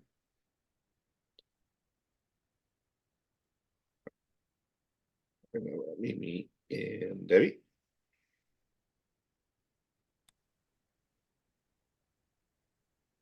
Hi, good evening. Mimi. I heard you say planning board plan review and my ears perked up. So currently we contract out for engineering and zoning plan review, and it's a 2-week lead time, which is a long time. And as you said, the quality depends on who's doing the reviewing. We had someone very good, and now it seems like we have a newbie that seems to miss a lot. So how do you envision that? I don't envision this person being the sole person to do the review. I think the lead would be your consultant, and you would retain that person. This person would be another set of eyes, would provide local input that the consultant might not consider, have knowledge of stormwater systems that are local to the area if we've had problems with those stormwater systems. Bring those aspects of review to the table. I see more value for the planning board in terms of construction. There's a big reluctance on the planning board. And again, I recognize we haven't had a lot of subdivision activity recently, but if we get to that point where subdivisions are coming in again, I envision this person going out to those subdivisions, taking a more major role in inspecting the construction standard of those subdivisions, so that we don't have, you know, a paid consultant coming out once a month to say, yeah, the road's paved, you know. So it's he's local, he'll be accessible. I would encourage us to work together on the field inspection of some of those construction projects. Thank you. I can certainly see a benefit from a planning perspective. Thank you. Great, thank you. Debbie. Yeah, hi, everybody. Debbie Demuria. I'm a member of the planning board, but I'm speaking as a private resident. I just want to say this is really, in my opinion, a step in the right direction. I want to let you know that last year I put in some public records requests to try to figure out how much money we're spending on engineering costs just for the St. Mark's project alone. It was difficult, you know, I received contracts and on-call engineering costs and all kinds of things. And from what I put together, it was somewhere between $400,000 and $500,000 just for one project alone. So I don't know if some of you remember VHB and all the work that was done by VHB, and even attending meetings in the evenings. That person was getting paid by the hour. Those meetings, sometimes he was charging the town $800 to $1,000 because he might have had to have waited 3 or 4 hours to speak. I know some of the meetings that went late. So I just want to say, I think that the value is there. I think it's long overdue. And also, somewhat related is I'm a member of the working group for the warrant article on the Public Works Advisory Committee. And I'm also a member of the Public Works Planning Board. And I've reached out to other towns and town engineers to find out what their role is on some of these advisory committee or boards. And many of the people that I've spoken to say that the town engineer or civil engineer is really the person who is the outreach or the face of the department. That if they want to know what's going on their road, they go to their board of public works or Public Works Planning Board meeting, and that town engineer is really the one who's sort of the project manager. So they take complaints. For example, if you look on other websites, maybe Northborough, if you have a complaint or you trying to get a truck exclusion on your road or various different things, it's really, that is the person that you go to. So I'm pretty excited. I think the outreach part that Bill mentioned, I hope it includes something to do with the Public Works Advisory Committee. But I think that we're taking a step in the right direction. And I think that the value is really there, especially if we can lower the cost of the consultants. So thank you. Thanks, Debbie. Mimi, I see your hand still up. Do you have one more question or? No, I should put it in. Okay.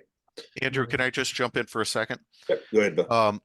Deb hit on a good point that I want to elaborate on.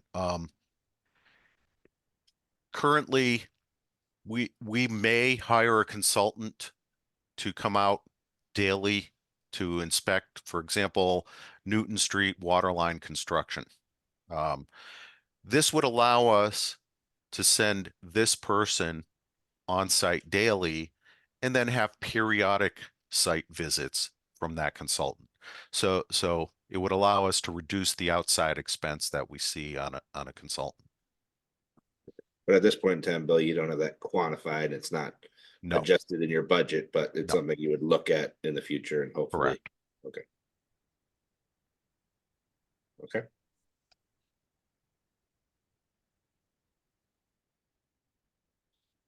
All right. Any further questions for Bill? All right. Excellent. Well, thank you, Bill, for comment. This is great. Thank you. Good luck, you guys. I know you got a tough job. Thanks. Have a good one. You too. All right. Last but certainly not least, we'll talk to the planning board about the MBTA. Oh no, we got and then Joe, I'll take you right after that.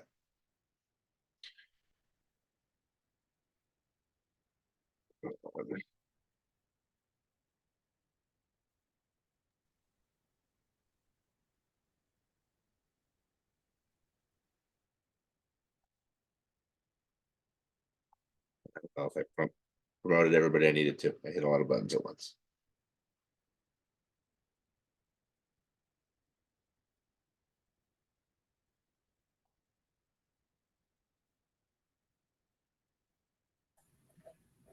Hey, Andrew. Hey, Jesse.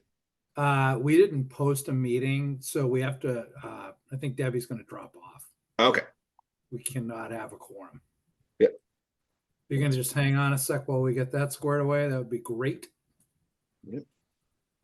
Please. I'll just remove her. There we go. Cool. Thank you. All right, welcome. So I sent around Mimi the latest edits from your last meeting. And I don't exactly know where to start because of the breadth of it. Any suggestions? Do you want a brief overview or? is Yeah, that a good I place think to start? that would be Like, good. Yeah, why don't you I start work- with kind of a little bit, kind of like what your spiel would be to town meeting. I know you've done it multiple times and you probably have it memorized at this point, but a little bit of an overview and then kind of where we stand today and then we'll open it up and see where we go from there. Well, Marnie did a fancy PowerPoint for town meeting, but I can give a brief non-fancy overview. So in 2021, Governor Baker signed into law the addition of 3A to our zoning law, Chapter 40A, which required 177 communities which take advantage of the MBTA either by having a commuter rail station or a rapid transit station, required them to put even in either a zoning overlay district or a zoning district that was of reasonable size, which for Southborough is 50 acres, and which would allow for 15 units, an acre density of multifamily housing. So what the planning board did, we've discussed this at almost every meeting since February of 2022. We had 2 public information sessions. We had 2 public mapping sessions. From those public mapping sessions, we compiled all the data, put them through a rubric of criteria that which was given to us from public input and from the board, and came up with 3 overlays, which we, through a grant, we have a consultant that works for HLC, Economic Office of Housing and Living Communities, that put it through the compliance model to make sure that when we go through all this work, if it passes town meeting, that it will be in compliance with what the state is looking for. So the bylaw that we sent yesterday and which went to Vanessa this morning, there were some little tweaks that we discussed with town council and our zoning consultant this morning, will be in the warrant for town meeting, is the absolute basics of what needs to be done to comply. There are no added anything, no, it's just multifamily housing, 15 units an acre, or 50 acres, and the other minimum requirements that the state requires. So that's it in a nutshell. Sounds good. For the rest of the committee now, I've worked with Mimi and the planning board in terms of, I've spent a lot of time trying to dig into the compliance model and the parcels and gone to the mapping session. So I'm pretty relatively versed in terms of what's going on. I still had some outstanding questions that are still out there in terms of what the parcels that were selected and some of that kinds of things. So I mean, there's some other parcels that I would have liked to have seen in the model, and one of the issues I had with the parcels that were selected, at least currently, is that we're using the underlying zoning, and so mostly in Southville, it's an issue where you need to have a 25,000 square foot lot, but basically all of but 3 of the parcels selected are not 25,000 square feet. So in terms of the compliance model, we get 0 benefit in terms of units calculated for those. So that there's the actual bylaw, which I don't have too many the actual zoning piece of it, but in terms of the underlying map and parcels is in the compliance model is where I have some of my concerns. But I will let's see what the rest of the committee has. Andrew, what do you mean by, can you explain a little bit more, please? So the way the compliance model works is you basically pick individual actual parcels. You go into the GIS data, you pick the parcels, you put it in the model. And then what you do is you say, for this zone, here's the zoning for it, right? The dimensional, minimum lot size, setbacks, FAR ratios, floor area ratios, open space requirements, size of the building, etc. What the model does, it says, okay, this lot is this size, it takes out if there's wetlands, if there's, excluded land part of the lot. And then it basically uses those metrics or those restrictions to say, okay, how many units do we think could be built on that property? And that's where you need to get to the 750 units total that the town has. The parcels are fine selected, but once you put the zoning for a certain thing, it just limits the number of units that could be built on those parcels, right? So if you have a 10,000 square foot parcel and a 25,000 square foot minimum lot size, then the calculation gives you basically no credit for that parcel. Besides there being the amount of acreage within the half acre, right? So technically you could have picked any non-compliant parcel. You could have picked a lot that the MBTA parking lot was on instead of those parcels, and the model would react the same, right? So that's where I get a little bit in terms of the mechanics behind it. And you're suggesting that the state will kick it out? So there's one part in of the model, and Jesse has to say is that my reading of the guidance documents from what was the DHCD now, the EOHQLC something. They keep changing the name. Is that you need 20% of the district's acreage, which would be 10 acres within that half-mile radius, plus 20% of the total unit capacity, which is 20% of 750 or 150 units. The current model doesn't have that 150. Bowler, I believe, has told the planning board that it's still compliant because the overall district density is over the 15 units per square foot. But that's just an interpretation that I have of it that conflicts with what Bowler's telling us, and I'm a little concerned that it's compliant. But again, I'm a novice at this. I hope Bowler's correct and I am wrong. But that's just my current interpretation of it. So Andrew, where is this coming from? This narrative that we don't have sufficient number of units within the half-mile radius? From the Can you just compliance give us a model. little bit of background on where that you're coming at that from? Yeah, so it was in my email, but it's in the compliance model, right? The calculation for those three zones is a total of 49 units.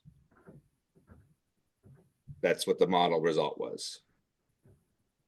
Mostly due to the minimum lot size, right? That's kind of what's kicking out a lot of the properties.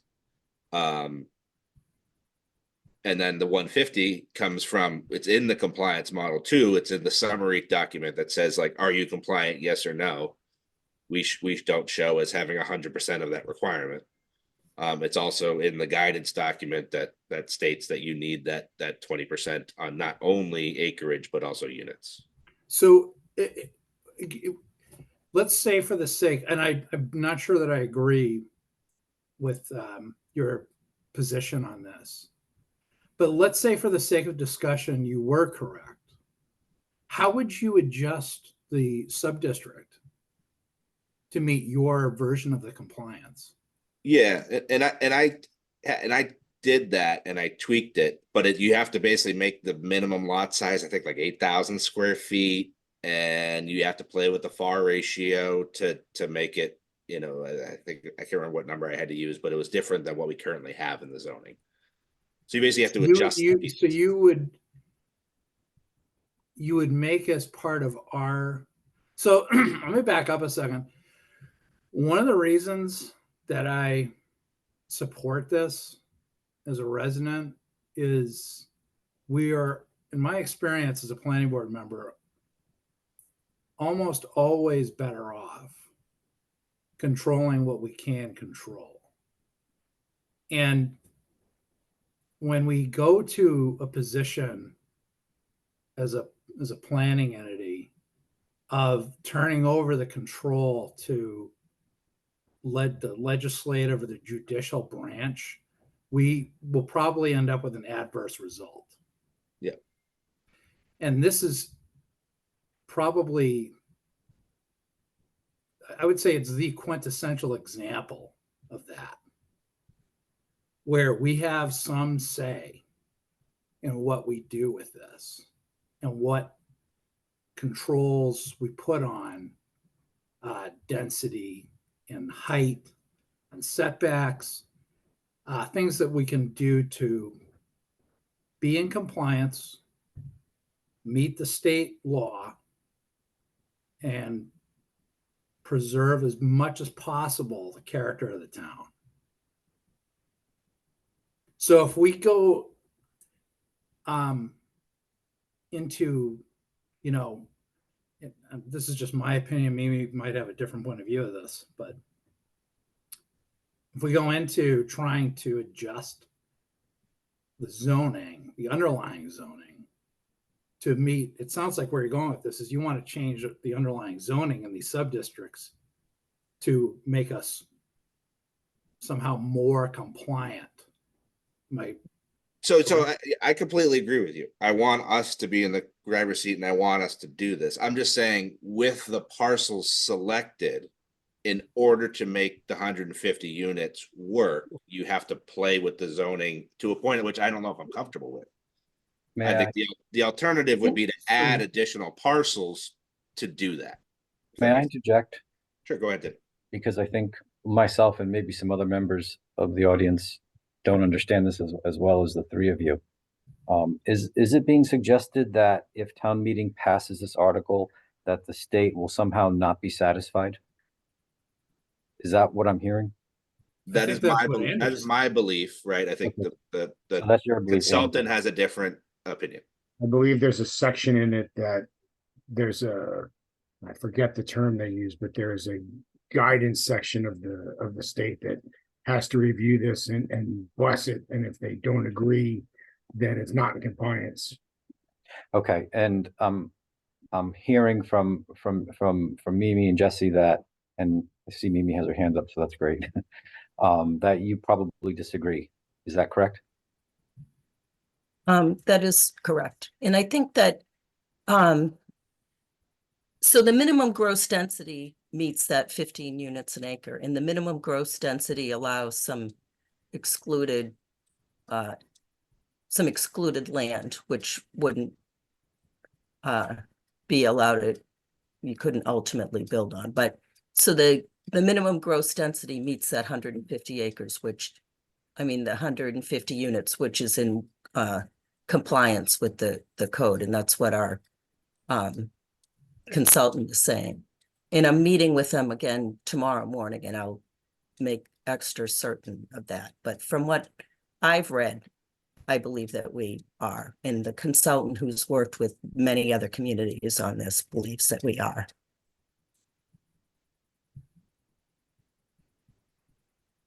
I mean, just out of curiosity, if we were not, like, this is, I mean, we're making a best effort here. Would it just be go back to town meeting with another version? Yeah, I mean, the next step would be theoretically, we would have a special town meeting to meet the December 31st deadline. But So I'm going to plan jump A back. is for that not to happen. I'm going to jump back first and say thank you to the planning board. I know you guys have been working diligently trying to meet this new state mandate that they put out there. I personally think this is an absolute unmitigated disaster for a town for this to go through, both financially and character of the town.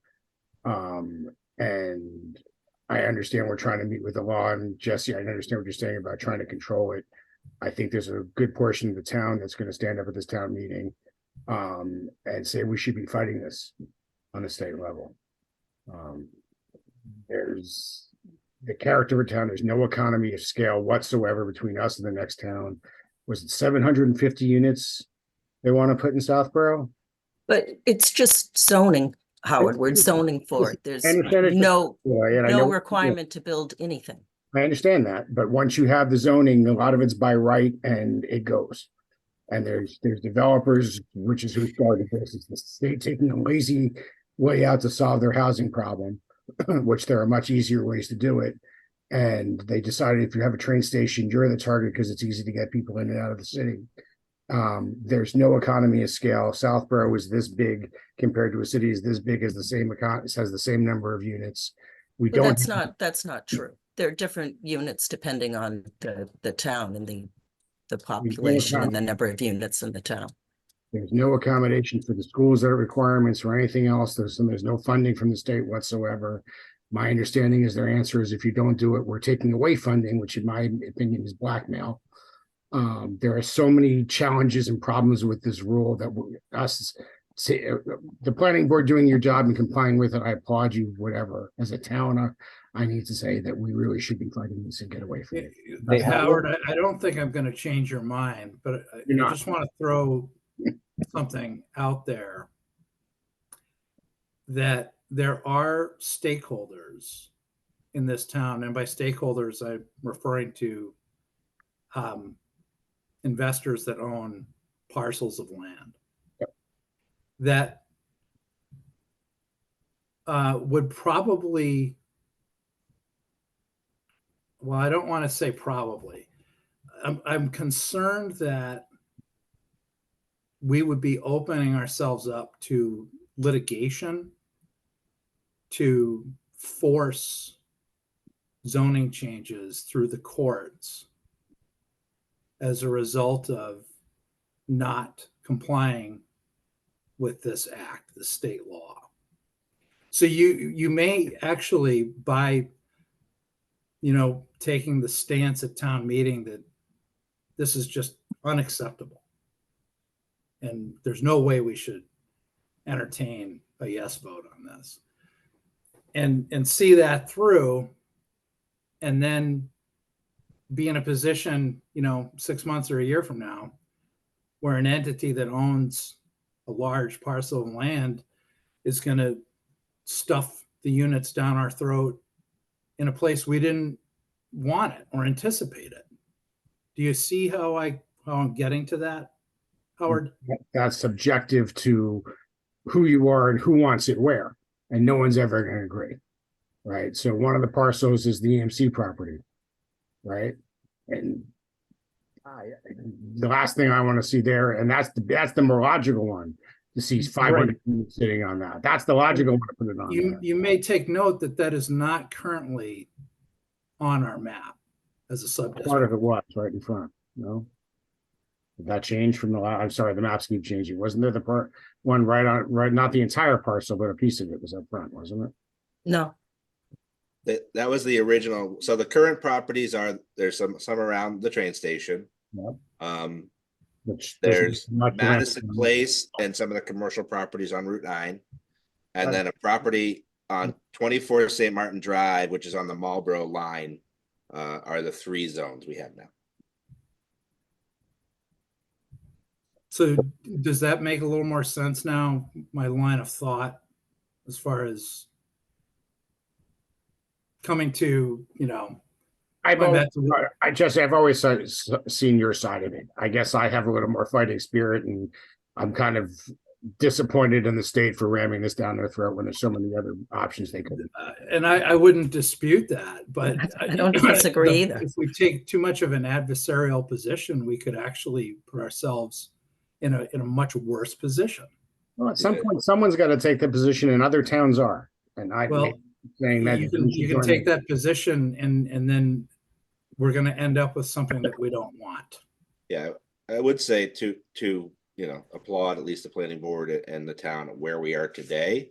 I agree with that. All the properties that were, put forth to be used, right? The EMCs and some of the other, Park Central properties and things that could be developed nearly immediately, right? And we'd be looking at 750 units in a matter of years on the school impact and blah, blah, blah.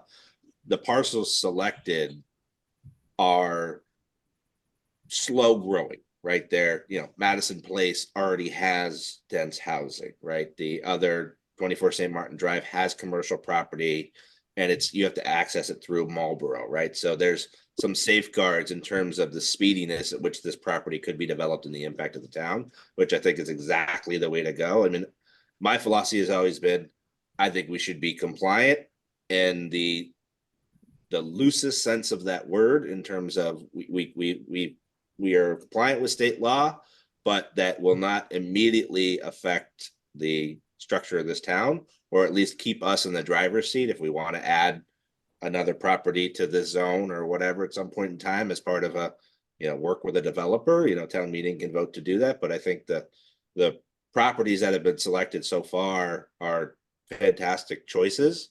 I just think there just needs to be some tweaks in the model and things like that, but personally, that's my opinion.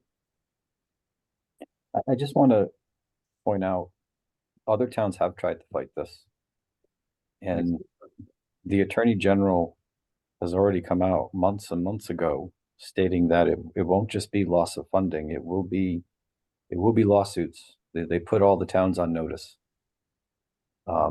So I don't want Southborough being the champion of all the other towns in Massachusetts and fighting this in court and bearing the costs of that. Well, I think there's others in front of us, but I guess that's my exact point, is 1A attorney generals come and go. And I find it unjust and feeling and willing to fight for that unjust. I think everybody agrees with you that this is unjust. And I agree. And I agree with the planning boards, like I said to start this, that I applaud you for the work you've done, and what you've come up with is quite good. I just have a problem with the overall principle of it. And correct me if I'm wrong, Mimi, it's, say we approve this, right, before December 31st, right? It's our new zone. If the state came out and, other towns got waivers from it or et cetera, we could always remove the zoning, right, at a later town meeting. It's not like this is a one and done and we can never adjust it after the fact. Yeah, correct. Just Okay. like any zoning. Yeah, just like any zoning. Okay. Yeah, I guess I remember the big zoning, when the Board of Health stood up, was we had to have a bylaw of where we could put dispensaries, and he said, they've already been picked for this year. We won't see anything come from this for the next 5 years, and 9 months later, we had our first dispensary being put on Route 9. And I don't have a problem with the dispensary, it's just the point of the law. And Howard, you might It's recall gone. that at subsequent Oh, no, town it's not I didn't have a problem with the dispensary. It was the point of, we're not going to see this for 5 years, and 9 months later, we were having the discussion. So And how did we react to that, Howard? We went right to town meeting, the very next town meeting, and relegated it to that one tiny part of town. But it went from we're not going to talk about it for 5 years till we talked about the next meeting. Are we going to get this density of housing? We're putting in this law where we don't see anything happening and all of a sudden, as soon as you pass that law, there's the first developer drilling at the bit to dump this in. Well, I think the point though is we do have opportunities to mitigate at future town meetings, and can call a special town meeting if necessary. And one of the Is that also, go ahead. I Sorry, also Andrew. say is one of the suggestions that I also made to the planning board and also talked to the chair of Shopsy is that, I don't think we're ready necessarily for this town meeting, but something we could do in a subsequent one is overlay what they call a 40R, which is an affordable, smart growth zoning from the state. And it's almost identical to the density of an MBTA. But it also has a affordability component of 20%. A 40R will actually pay the town for doing that growth. So you can get a payment up to $600,000 as a lump sum at the beginning. You can also, we're eligible for an extra 1 or 2 points on our MSBA grant matching for the school projects. And on top of that, if the cost of students going to our schools because of that development is more than the incremental increase in the tax from that development, we can get a reimbursement of like up to $9,000 from the state, right? So that hopefully is something we could add later that would help mitigate, if these were ever developed, the impact in terms of the financial impact to the town. But that's something that I suggested, and I think something we should definitely keep on our radar for future town meetings. Yeah, not for March 23rd, but I'd be happy to discuss it with you, Andrew. Yeah. We're not going to get it done in this one. I'm just saying, keeping it on the radar as a mechanism to help defray the cost, or at least to alleviate some of those concerns of what will this do to our schools, certainly. I think the school board is also going to take it up at their next meeting and try to understand it a little bit. But something down the road, if you know, if this passes, to layer on top of it. I have a question. Is the plan, if the state rejects the parcels selected, that then it comes back to town meeting again for like new allocated parcels? Is that, I guess I missed that during the hearings. Yeah, that Okay. hopefully the fall, the special in the fall. Okay, so we would know before then. I missed that too. Okay. Because I think you guys mentioned in a public hearing the other night that a few towns have had their plans rejected. Was that right? Like Lexington or No, no, no. So far, there are only 3 towns that have gotten full approval through the state: Lexington, Okay. Arlington, and Salem. Okay, so that was an approval. Okay, thank you for clarifying because I heard that differently. You guys did get some feedback the other night in the public hearing about the park being included. So I'm just wondering if, could you explain again why the park is included? Something about it, you know, this is the way that you guys are jumping the road for this parcel that you've So- picked, is that right? Yeah, so we needed 10 acres to be contiguous, and the way to make the lots contiguous was to include that parcel. Okay. Yeah, again, it's got protections. It can't be built. I mean, think about it as the zoning could be a square, right? It's like the downtown district. Is any of that not buildable because it's owned by the town? Yeah, there's parcels in there that are owned by the town or a public entity. Yeah, just like today. I just had one other question. It seemed to me in looking at the maps, and I did attend the mapping sessions, one of the prime properties near the train station, which was part of the goal, and that I guess the minimum 10 acres near the actual train station itself, was the Fitzy's property. What was the rationale for excluding that when other historical properties were included? So that was built in 1900, and it was historic property, and it was very important to that neighborhood to retain that property, or to not incent it to be torn down and redeveloped. I had a couple small questions. Is it at all possible to include, I don't know what the right word is, so I'm just going to say compensation, kind of like you do for 40Bs, or the ZBA does for 40Bs, because of the impact, because of the high density impact on things like public safety or the schools, from the developers, if they're putting up a certain number of units. You're talking about mitigation payments, right? Mitigation payments, that's a better word, thank you. That's a good question. I don't think so, unless it was part of a special permit, not necessarily for the density, but if it was for another thing you were granting or ZBA was granting, Mimi. That's the only thing I could think of. What are your thoughts? Yeah, there's nothing in this statute that allows for the town to request mitigation payments, So we can't, is what you're saying. as far as I know. Yes. So we can always ask. It would be like a pilot payment, right? If Yeah, something yeah, like some that. developers come in and just for out of goodwill say, hey, you know, we understand this might impact this, and they might do something out of the you know, the goodness of their heart. But yeah, there's nothing legally in the language of this statute. What about for the affordable units? On a 40B, there's a limitation on profitability. Is that, I'm assuming that doesn't apply to this, even though they're affordable, or can we put that on? So they're not all affordable. It's a limit. You can't require more than 10% affordability. Mhm. And there's no profit limit like a 40B. And my second small question was about,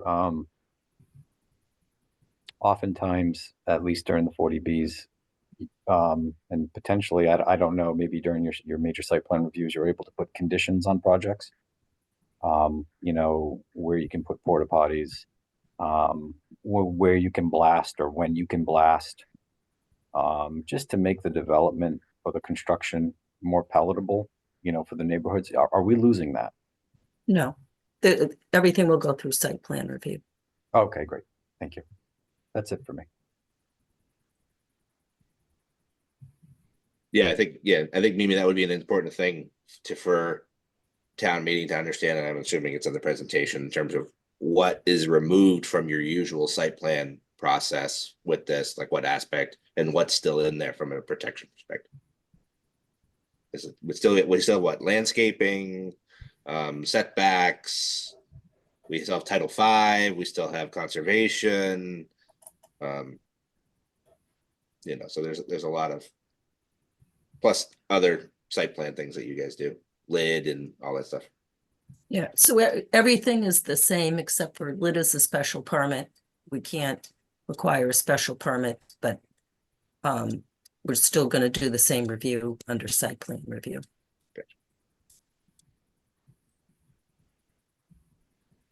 Okay. I don't know if anybody had any specific questions on the language of the actual warrant article. Or is it just kind of conceptually about the zoning anyway? I think maybe my only concerns on there were some of the, the dimensional stuff that may or may not cause issues. But again, we'll see whether or not that ends up happening and being an issue down the road. So I'll get back to you tomorrow on that. Perfect. Yeah, the dimensional language, well, that was actually recommended by town council. Right, maybe? No, that more not the language of dimensional, but the fact that the dimensions might make the zone not compliant. Oh, right. Yeah. And where, since I couldn't seem to find it on the website, where can I find a current map of the final parcels? Okay, I'll put it up.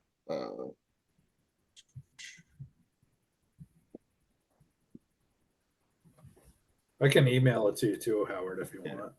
It's in the planning board packet, but and I think this is my map, but I think it's the same parcels.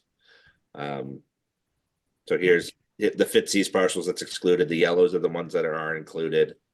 Here's that hospitality group building. There's a few houses here. There's a triangle, and then this is the McCarthy Pools building across the train tracks. So I would say those two houses on Cottage Street have been swapped out for a parcel along. Oh, this one over here, I think, right? Yeah. Okay, yeah. I think this is just an older map I had. And then just so everybody can see the other ones. Here's the 24 St. Martin Drive.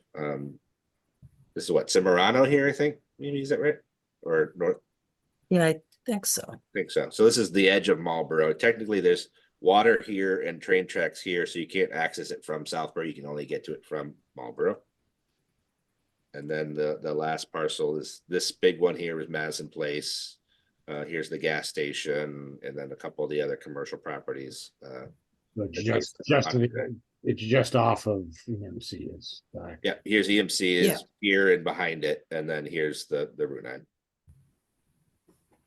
You have a much better map in your presentation. I just had this one. Okay. That's going to be the big one that's going to take you.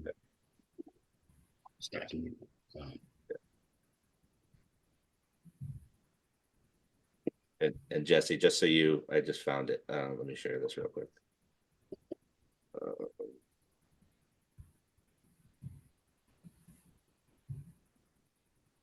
So this is what for me to get that 10.25 acre lot to get the 150 units. And here's the summary over here, 152. I'm not sharing. You don't see my screen?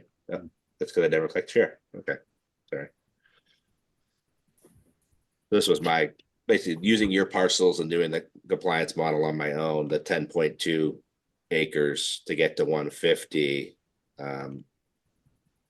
I had to use a smaller lot size, a different FAR ratio, and increase the density per acre. So that's what I was saying. You play with it to get it to work. And then this is what I was referring to. in the model. Is in here. This is basically it says, this is the 150 required within the station area. And then when you go to the summary page, sorry, which one is it? Oops. That one. That one.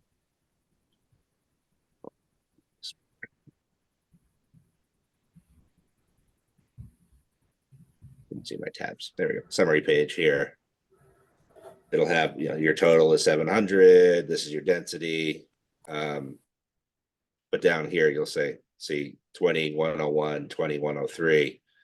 We're over the 100% of the land area, but our current percentage right now is 33% because we only have 49 out of the 150. That's what I was kind of referring to. And again, I'm not suggesting we go to 18 units per acre or that minimum lot size. It's just in order for me to make what I thought the model work, I needed to play with those numbers to make it work. Yeah, again, according to our consultant, the minimum gross density works and we get over 750 units overall. So according to them, it works, but I will. Yeah, again, I'm wrong. I will push them tomorrow and ask very specific questions and I'll get back to Because you. the model just said to me, oh, this doesn't, you're not 101% of your target, right? I'm just like, I don't know. Yeah, I just want to say I'm really grateful, Howard, and Tim and Andrew and everybody with your questions. This is going to I'm really glad that we did this because this is going to help with the subsequent public hearings in preparation for town meeting. So I really want to thank the advisory board. Thank you. Yes, thank you very much. And I just so Mimi, you and Jesse, I certainly, I gave my I told Karina and Colleen, if you guys ever want help in adjusting the model, I know Bowler only does a certain number of revisions, but if ever you want to just play around with it, I'm pretty well versed in that and have the full GIS database. If we want to modify anything or play with anything, I can certainly help you do that. Thank you. Thank you very much. Howard, thank you for your fighting spirit. Someone's got to have it. So, oh, and I should mention that the Attorney General did file a lawsuit against Milton. Yeah. Yeah. Well, again, I applaud Milton. Look, I understand. Again, I applaud you guys for what you're doing, and I appreciate it and understand why and how. And I think you've done a fantastic job in, frankly, minimizing the potential damage. Likewise, thank you. But at the same point, it's just unjust and wrong, and shouldn't be even entertained. Yeah, and I had, when we originally had talked about this, I think back in 2022, when we advisory and I think planning and select board all got together, I had recommended that the select board reach out to the state auditor to see whether or not this would qualify as an unfunded mandate, which I don't think was ever done, but I still would love to know that ruling on whether or not they would classify this, but I haven't heard that any town has actually gone through with the paperwork. But it's neither here nor there. The last thing I saw in the Globe about this was like some sort of editorial, praising the Attorney General and, thank goodness they're finally doing something. That seems to be the narrative from Beacon Hill and Suffolk County. So we're not getting much, sympathy, if you will. It's so sad, though. There's so many unoccupied office buildings right in Boston that could instantly be turned into housing without years of waiting and rezoning. There's so much open land west that, if they're worried that it needs a train station, just extend the train lines. But that takes someone else's money instead of putting it on the smaller towns. And that's where I have a problem. I think from from your letter and from the town's letter to the HCD at the time in terms of this, it was kind of a one size fits all. They did do, some leniency in saying, okay, not all of it has to be in the train station area and a little bit of extra flexibility, but it's still pretty one size fits all. And, Southborough isn't Brookline and isn't Arlington. And, but we're kind of lumped into the same group, and I guess we are where we are. You know, there's no accommodations for the a third of our town being underwater that we don't get to do anything with, or the multiple schools that don't, you know, it just, there's no accommodation for anything, just that one size fits all. Yeah. Just bad, so. All right, any final questions for Jesse or Mimi? All right, excellent. Any parting words? Good to see you all. Thank you. Yeah, thank you very Thank much. you. Thank And you. we'll have public hearings every Monday until town meeting if you want to stop in and join Sounds the good. fun, ask more questions. See you You're there. more than welcome. Hear me again, Mimi, so. Take care. Thank you. Have a good night. Too bad.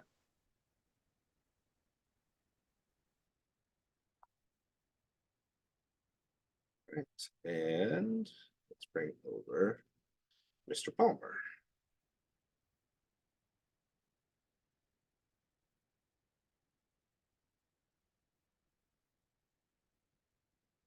Hello. Joe, how are you, sir? Not too bad. I'm not sure what exactly questions people may have because I'm not really in a position to answer many of your questions. I can only sort of explain my rationale, if that makes sense. Yeah, so let me just set the stage if we can. So Joe, you had 4 total citizens petitions. Yes. Advisory hasn't taken a position on any of them at this point in time.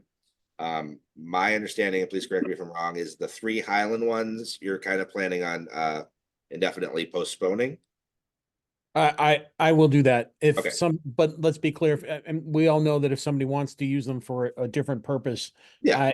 it's up to the town It's up to meeting. the hall to actually postpone, but it's just one of those, Exactly. if you're gonna postpone it, I don't want to get into a whole debate about it and, take a vote. Right. It was really, things to do. I wanted a committee on 21 Highland, and the select board showed some resistance. And they needed to know what was going to happen, which was I was going to go to the town and to the town populace and get a mandate from them if they weren't going to allow one to happen.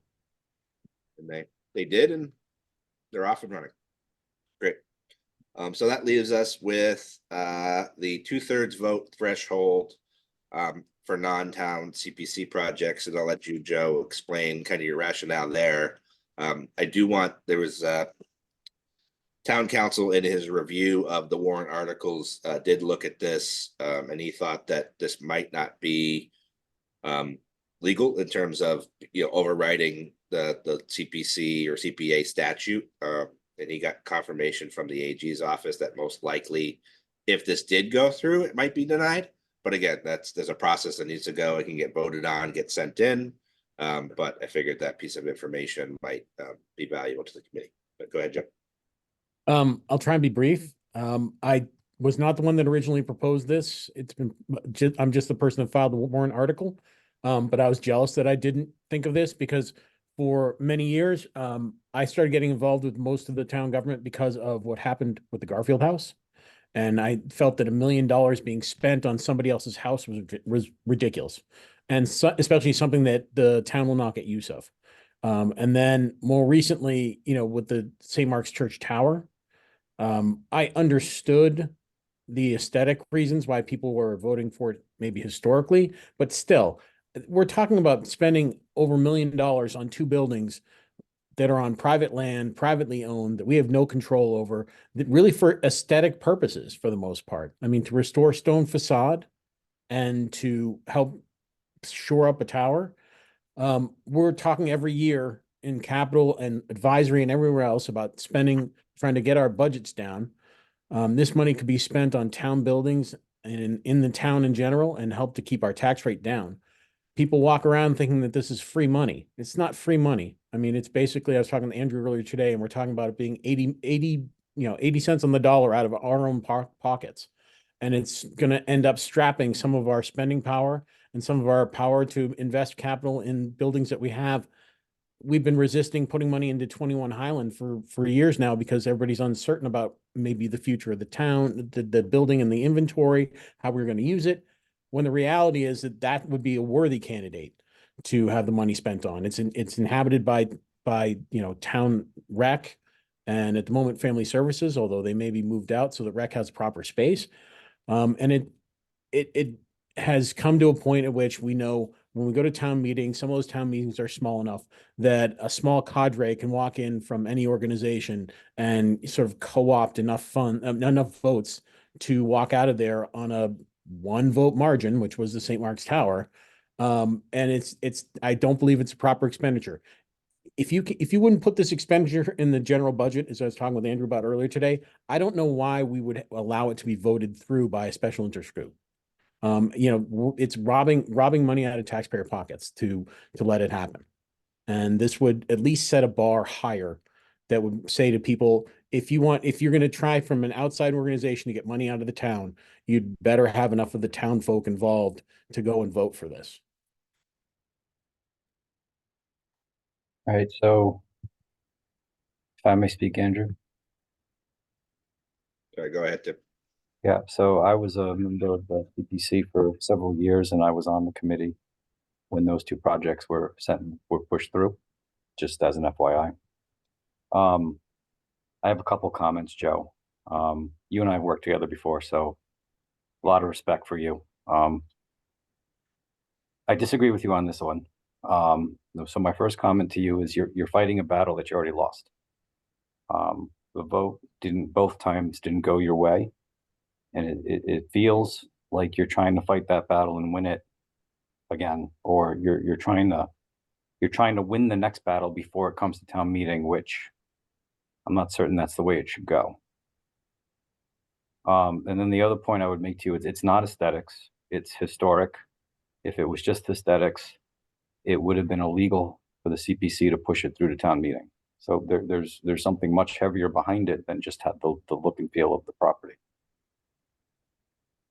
So I respect you deeply. I hope that wasn't offensive. No, not in the least. I would have been offended if you hadn't expressed that opinion. Okay. Anybody else in the committee?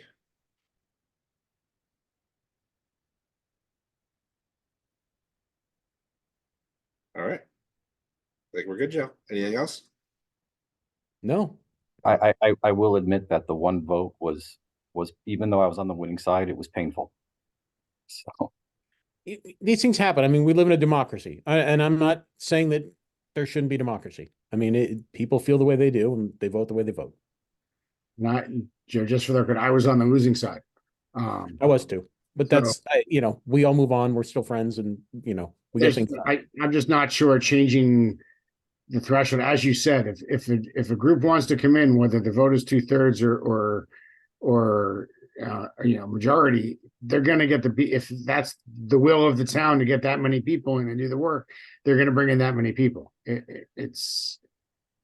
I see your rationale and where it's going, and I'm still not sold on many of the things we're proposing for CPC funds, but I don't think changing the threshold is the answer. I think it's a better vetting of what the projects are to see if they're really worthy of the funds long before they come to town meeting. I think the best answer is to get all the registered voters to go to town meeting. And then we'll get a true consensus of the town, right? Right now we have such poor participation that it's just, you get 100 people together to walk into the room, you can basically get anything passed, right? Which in a town of over 10,000 is unfortunate. But we're not going to solve that here today. All right, great. Well, thank you, Joe. Great to see you as always. Thank you all for doing the work. I know what it's like. So, have a good night, kick me off, and get out soon. Sounds good. Thanks, Joe. Thank you. Thank you. Okay, so that leaves us with a few warrants to vote. And we do, just so as an update, we do need to re-vote the budget. Select Board voted last night basically to agree with advisory. So they agreed to take that lieutenant position out and to put in the $25,000 for the study. There was a little bit of movement where instead of putting the $25,000 in the police budget, they put it as a article so we can use free cash so they can start doing that study right after town meeting, which I think we would all agree sooner rather than later is good. The budget went down even a little bit more. There's a little bit of an adjustment in Algonquin's costs. So as of right now, and let me share my screen, we are at a 3.99% year-over-year increase. Which, you know, if you all remember where we we were at for that Saturday meeting, I think we should all be very proud of ourselves. I think that's a lot of movements in there. I think we still have a conversation to be had, and we need to be very clear in our letter that there's probably 1 or 2% of that 4% that is one time, whether that's the increase in free cash we had or the ARPA money that's being used. So I think we just kind of need to make sure that the town's aware what the numbers are.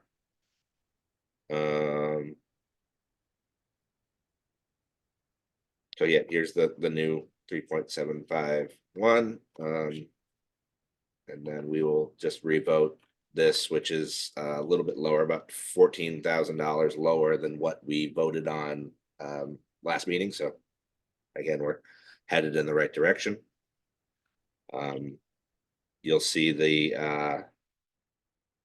$25,000 line is in this engineering and consultant funds. Before there was $5,000 in there to replenish the fund. So they basically added the 25 to that to keep it in the same article. But that's what the purpose there is. And nothing else is really changed there. So we also got to vote. I forgot to vote the water budget. So we'll vote that one as well tonight. So on top of voting the additional open votes that we had for at town meeting, luckily the select board is actually closing the warrant on Monday, I believe, so we can get these final support not supports into the actual printed warrant. So we don't have to actually keep it at town meeting. We can vote them tonight and they'll get in the printed warrant. But so I think for the rest of the meeting, basically it's let's vote the budget, let's vote the water budget, vote that those capital article changes, and then we can vote those other outstanding warrant articles that we talked to the proponents tonight. Does that make sense to everybody? Andrew, I want to have maybe make one comment about the select board meeting last night and the study. Now that we've reduced the budget but included the 25,000, the consensus seems to be that we'll be spending that money to do a study to determine if we need, dispatch, the quantity we'll need, and or a lieutenant. So I think one thing that is kind of missing there is that I'm not sure we actually need a study. But now the way that we voted this last time is now being interpreted in that way. It's just a comment. I don't know if there's anything we can do about it tonight, but one thing I would say is before we did a study, why don't we solicit from other towns how they handle body cam footage, because that's really has been the pitch to us, and we never received any information about how that's handled in other places. To the extent that it was, I would say, credible and organized. I mean, we heard a few things, maybe AI, maybe clerk or other people, but I think $25,000 is a lot of money to spend on a study when we don't even have basic answers, but this may be something we're not going to fight tonight. Yeah, and I think that was the comment I made at the select board meeting, was that I think our expectation is the study is one looking at, and this, we did a study 20 years ago, and that's basically how we got to 21 officers today, was based upon the feedback from that study. But now that we are in a different world and we have body cams and, everything that we're in these days versus, 20 years ago, are we staffed accordingly in terms of, having school resource officers or number of officers on patrol, sergeants and lieutenants, just kind of looking at, comparison. And then, specifically for this body cam lieutenant position, should this be under that role? Should it have other roles? What are other departments doing? What's, our peer partners? What's other, geographies, other countries, not other countries, but other states doing to handle the same issues, right? Body cams are all over the country, right? How are other states handling it? How does Massachusetts handle it? You know, what are our rules and regulations in terms of what do we have to do from a Freedom of Information Act request? What do we have to do from a storage and retention policy? So I think it's, you know, a staffing plus in terms of this piece, but two, you know, if we don't go forward with regionalization, how are we looking for dispatch, right? What's the data say in terms of our fallback position if we have multiple people call in? What's the impact of service, right? There's a lot of anecdotal evidence out there that I really would like to have some firm data, and having a third party provide that makes me feel more comfortable. And then with that, you know, hopefully the select board talked about having a decision or at least a plan for regionalization before the fall town meeting. So it would kind of coincide with this to say, here's the staffing study and analysis of the police department. This is what we're thinking for regionalization. This is how the two come together. And this is now our, you know, strategy, right? And it took, you know, 5 or 10 years, I think, you know, Tim, you would know better, to add all the resources for police. It wasn't a one-time thing. So I hope, you know, that people don't expect it, that if this says we need 20 resources, we're going to try to approve it at a fall town meeting, because I don't want to speak for this committee, but I don't see us, you know, being on board with doing it all at once, right? It took like 20 years. Yeah. So, but I think, you know, getting that together, getting the documentation, the analysis, you know, feedback, and then putting together a real coherent case and business case to the town on how we want to move forward with regionalization, with adding dispatchers, with the lieutenant position, additional officers, you know, whatever we want to call it. And then, you know, kind of set the next strategy for the next 5 or 10 years or so in terms of build out of the police to become, you know, whatever the town wants it to be, whether it's best in class, medium of class, and low in class, whatever we want to get to. Be done by the next meeting? What'd you say? Think this can be accomplished by the next town meeting? That was what part of the discussion last night was. They think that it probably takes 2 or 3 months to do it, and that was one of the reasons why they wanted to use free cash, because you could start doing it right after town meeting. The next day after town meeting, the money would be available to contract. And if fall town meetings in October, then yeah, between March and October, I think would give us enough time to do a 2 or 3 month study and review it and, you know, do all that kind of stuff. I think we would have time. Now, if we had to wait till July 1st, which is when it was in the budget, then that would have been a little tight. Okay, thank you. And Marcy, I heard what you said, and I don't disagree that there's others, but I think I'm kind of in the agreement. I don't think the study would be necessarily a bad thing if it, not just for the body cams, but again, for dispatch and all that other as well. It may not. I just wanted to raise that as a point, since I don't know if everybody saw the meeting last night, and I thought it was important to know. Thank you. Yep. Okay. All right, so I'm going to start with where we are with the budget. Again, the police department changed just a little bit because we took the 25,000 out of there. You could make that bigger, Andrew. Sorry. Yep. Then let me know if it's not big enough, because I have a big screen and it's hard for me to. Thank you. Better. Now I got to make it smaller. Wait. I'll leave it there. So I believe what we voted the other day was 6220 and change, I think was the number we kind of did. And then the police budget was like 2523 or something with the 25,000 included. So basically we took that 25 out of here and moved it to the warrant article, and here we are.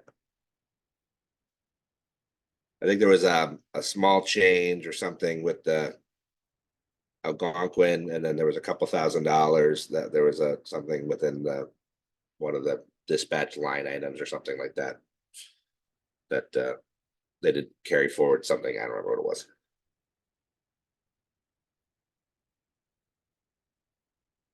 But we're lower than we were. All right.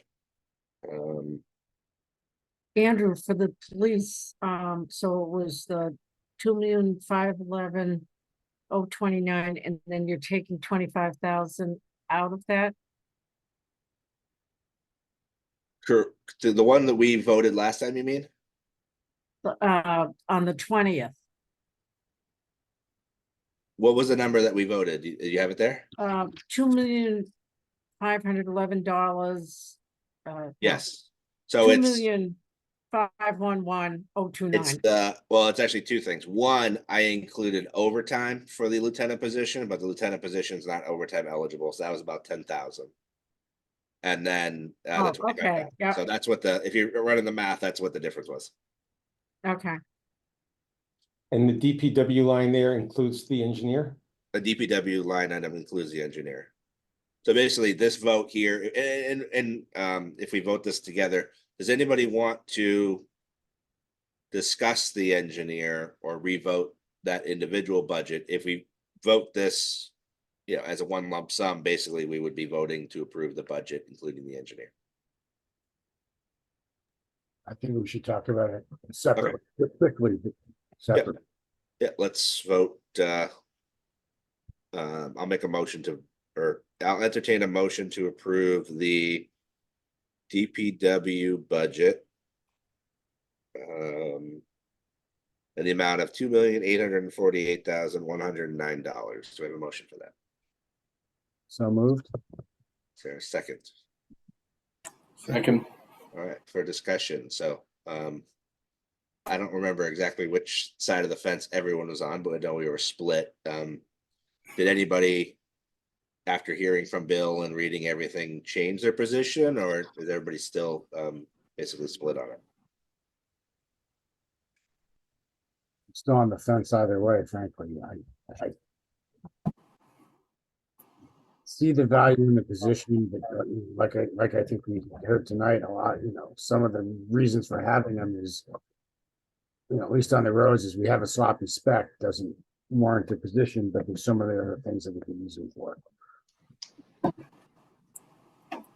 Yeah, I mean, I voted in support of it. I still support it. I think it's a good use.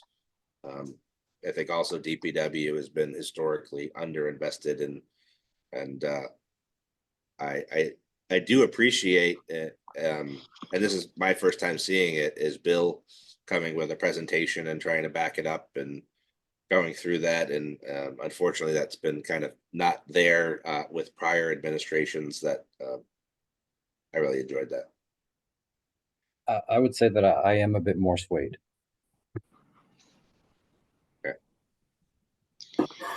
I would add to that likewise, but I certainly appreciated Bill's position, his presentation.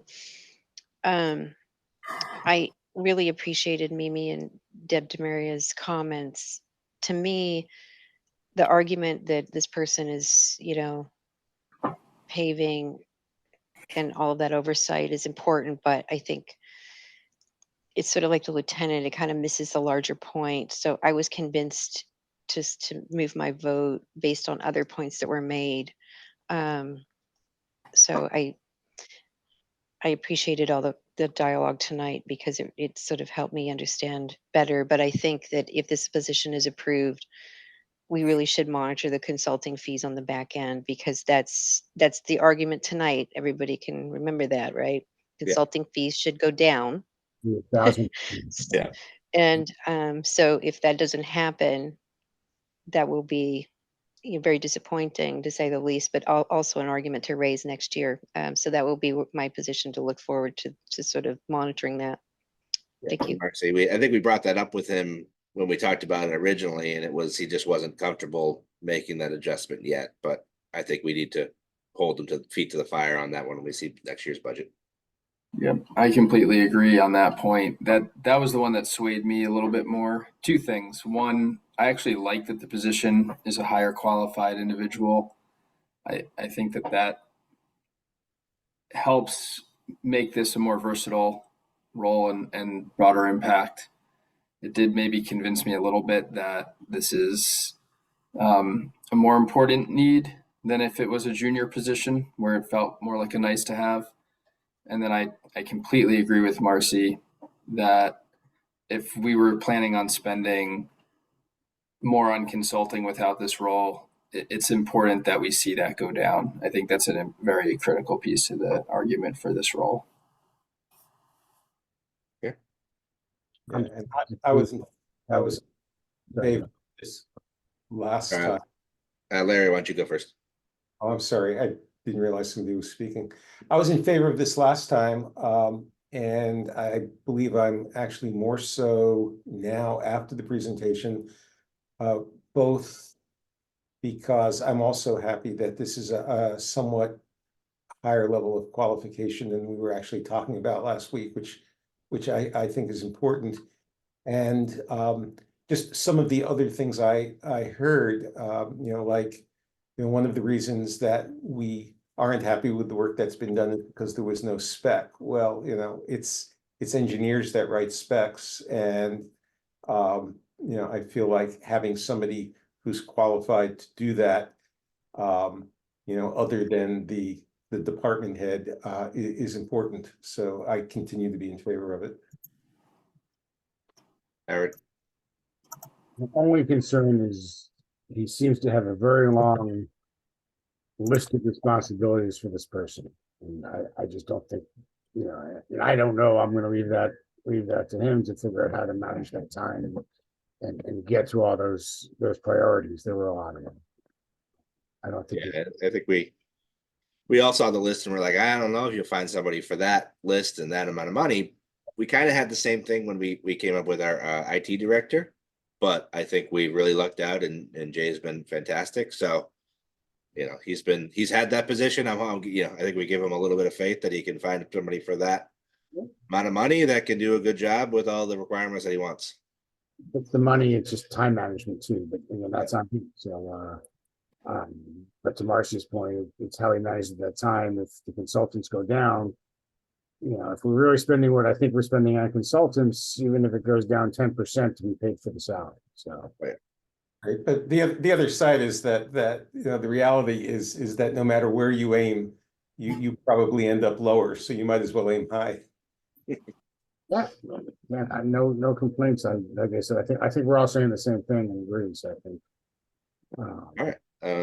Actually, one question I had, Andrew, I'm glad whatever you just said triggered me to remember this.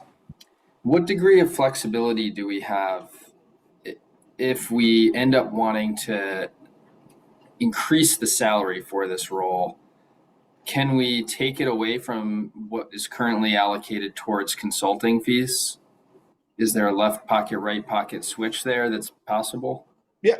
So, I mean, really, it's what we approve is a bottom line budget, right? They can move money kind of between the lines. There is a policy that the select board, anything over 10,000, really, they have to go to them for approval. But that kind of thing, certainly could happen, right? If they wanted to increase the salary because they were gonna. Also, we approved a total salary, so that's assuming that this person starts July 1st immediately, right? Sure. If this person, in theory, if this person started later, it could, and that's also the range. Like they're putting in the midpoint, and they could go higher up to the highest step level, technically. But again, that's for personnel board to figure out what the actual pay would be. Okay.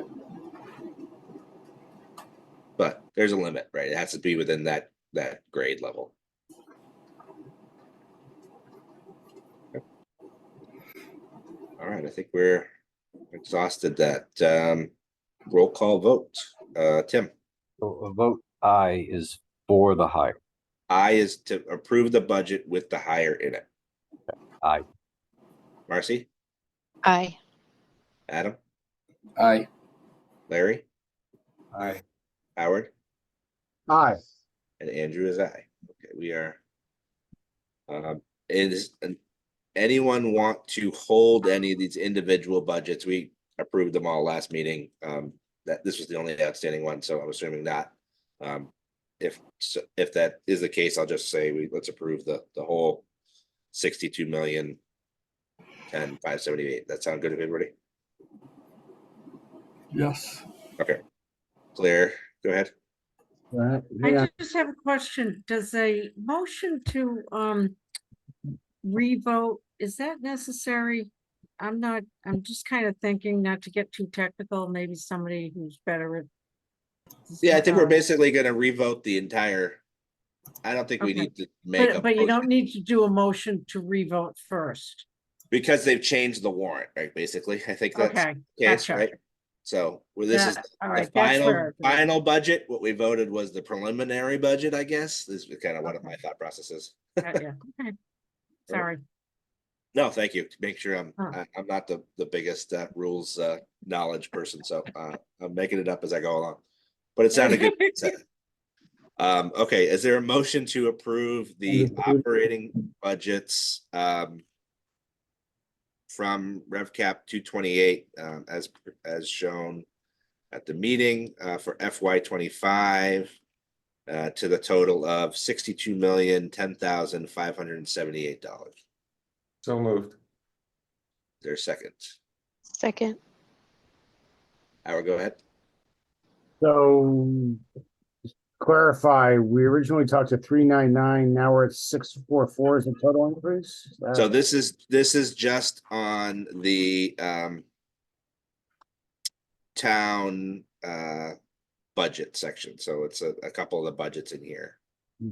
So the overall, this is the overall dollar increase for a single family bill. And then there's different increases, like the total expenditures is a 5.6%, revenues 4.1. Scroll up for a second, please. Yep. So the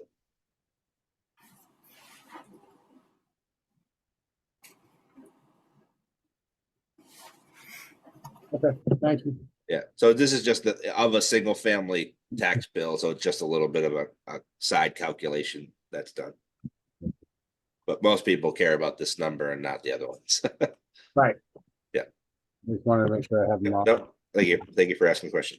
All right, motion has been made and seconded. Any other questions? Seeing none, roll call vote. Marcy, Aye. Adam, Aye. Larry, Aye. Howard, Aye.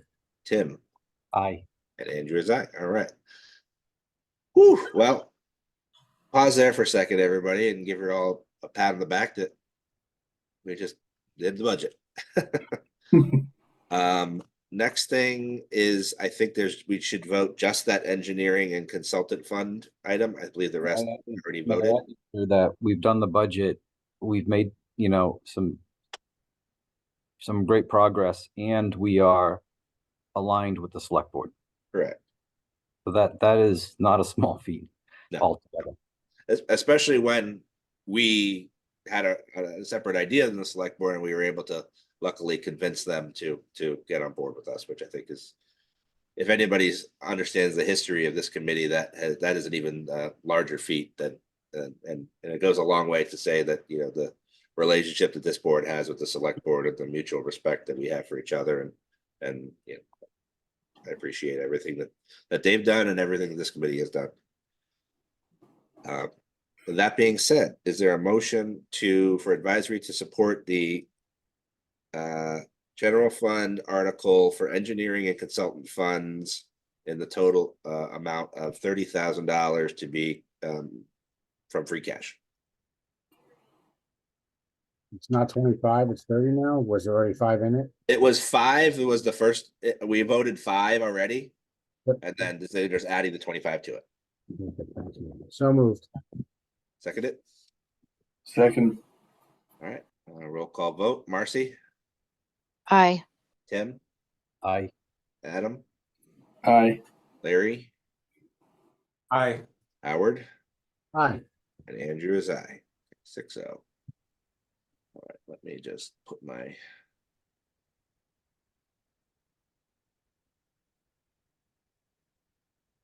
second.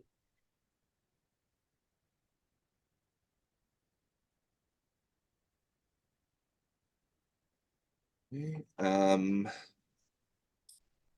don't think there's anything else in here. Well, let's just vote this one budget page too, just to make sure we capture all of these numbers. advisory support the rev cap total summary for FY25 in the total of amount of $68,668,052 of revenue and total expenditures of $64,916,494, like as presented in the screen. Motion for that. So moved. Motion to approve. Yep. Second. Second. Hi, Marcy. Okay. Yep. Marcy, Aye. Tim, Aye. Adam, Aye. Larry, Aye. and Howard. Aye. And Andrew is aye. All right. Next article up is the SAP plan that Barry and Jason talked about. I thought that the changes were relatively minor. I think the bigger changes were the steps that we had last year. But anybody have want to discuss it further, or are you ready to vote? All right. Is there a motion to approve Article? 1 second. Article 4, salary administration plan. So moved. Second. Second. Okay. Roll call vote. Marcy, Aye. Tim, Aye. Adam, Aye. Larry, Aye. Howard, Aye. and Andrew is aye. All right, 6-0. The next article that we haven't voted yet is the golf irrigation system. Last time we were at town meeting, we didn't vote it yet, sorry. Any discussion on this one, or I mean, we discussed it with, but all right, let's give it a shot. Is there a motion to approve Article 31 CPA for golf club irrigation system in the amount of $553,750? So moved. Second. Second. Roll call vote. Marcy, Aye. Tim, Aye. Adam, Aye. Larry, Aye. Howard, Aye. and Andrew is aye. So we are 5-1. Support. And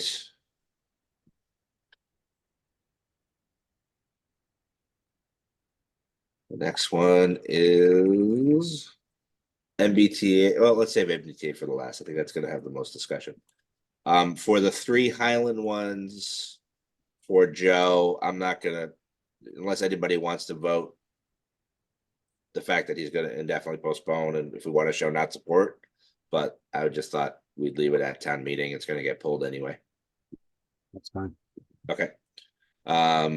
For the 2/3 threshold for non-town voting for CPC projects, is there a motion to support Article 49 for that citizen petition?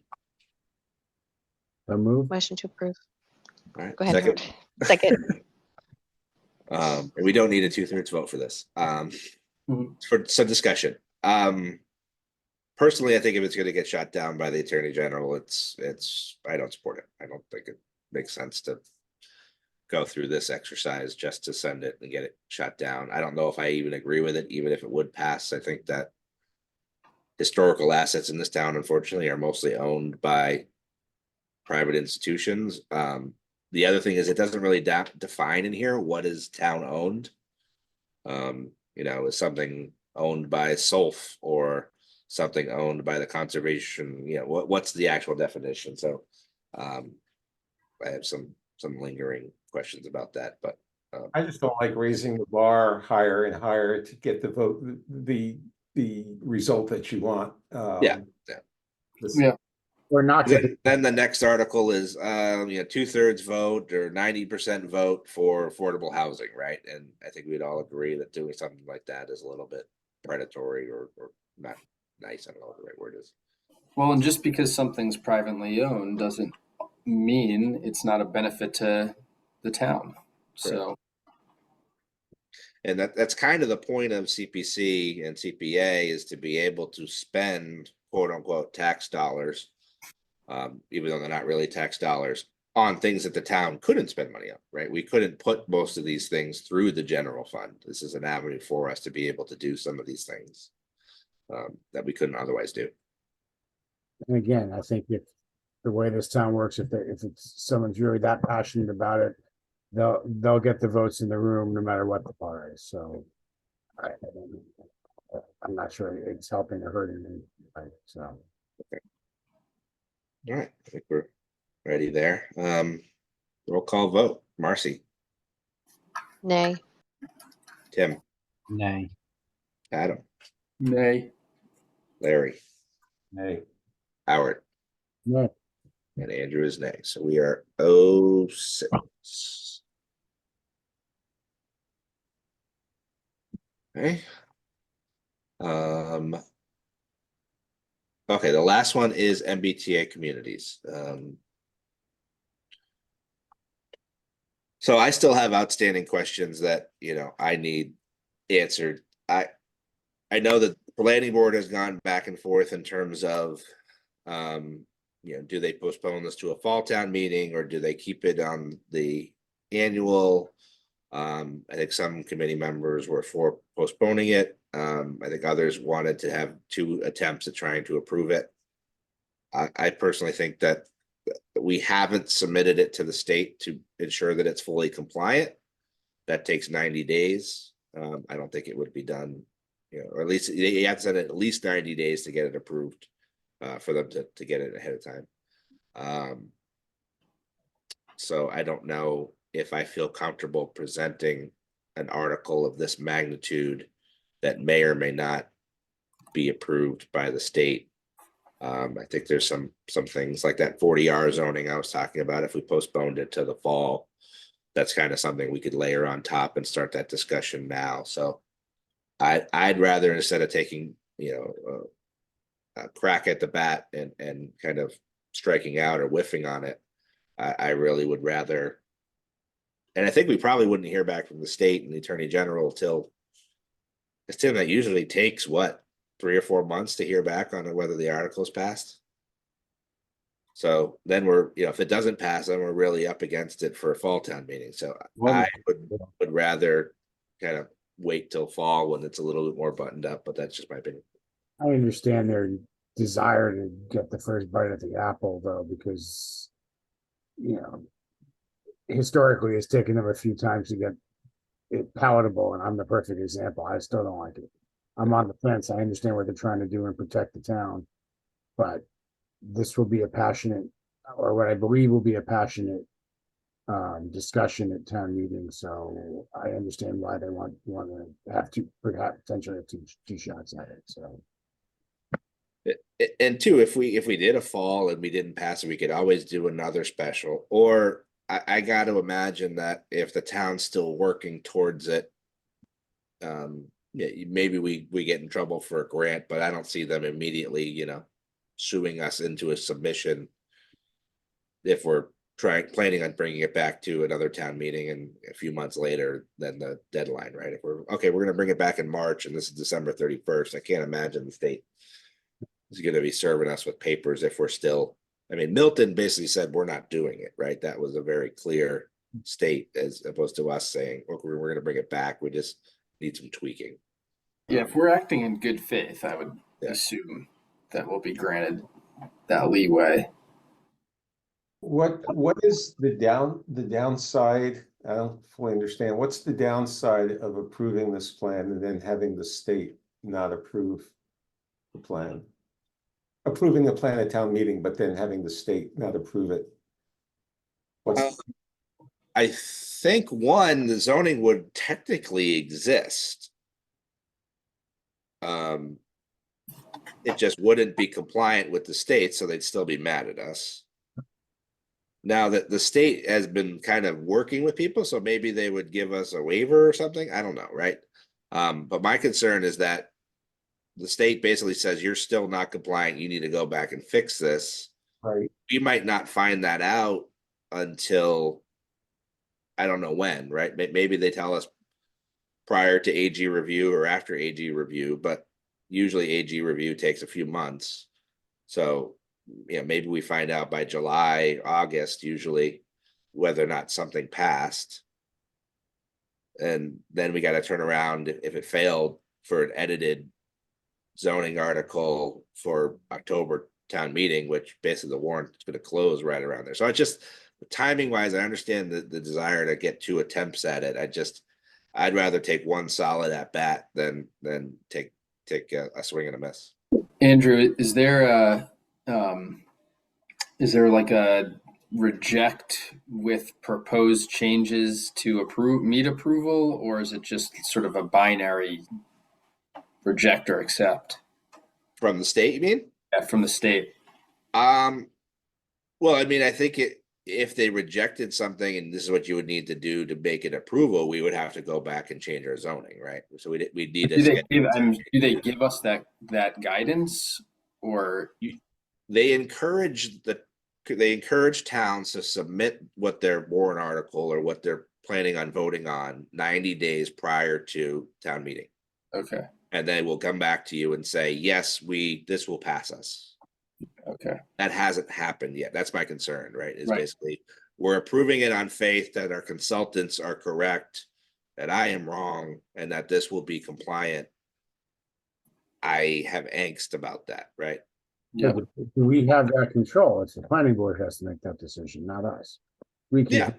Yeah, but we could not support it on the fact that we don't think it's ready for prime time. Planning board would have to be the one that has to pull it, and planning board has to be the one to submit it to EOHLC, I think it's called, for approval.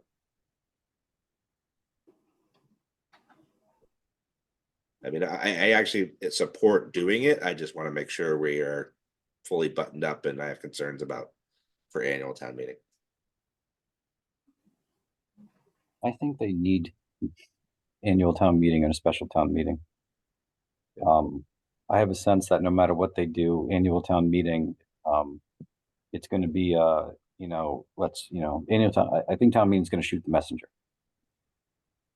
And I think that they're going to need time to reassess. And we'll probably come back in the fall and then have a different conversation. But I don't see it going well. No matter what planning board does it. It's unfortunate because I think a lot of people are angry about what the state has enforced on us. Guess I'm the poster boy for that. So I think you're tame compared to some people, Howard. I'm just polite. There's a difference. Yeah, I mean, that's a good strategy too, Tim. Let the feedback come out in town meeting. I mean, there's public hearings right now, which, my other concern was the public hearings just started, right? And we're closing the warrant on Monday, right? So there's been one feedback session. And there's going to be public hearings up to town meeting. None of those edits would be in the warrant, which means any changes are going to have to be made on the floor, which we know with zoning gets very messy in terms of editing on the floor.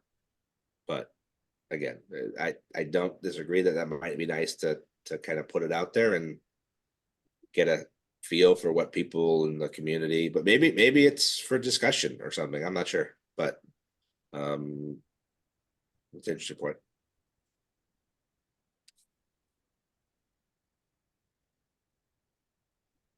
But I think I'm probably still leaning towards not supporting the current format.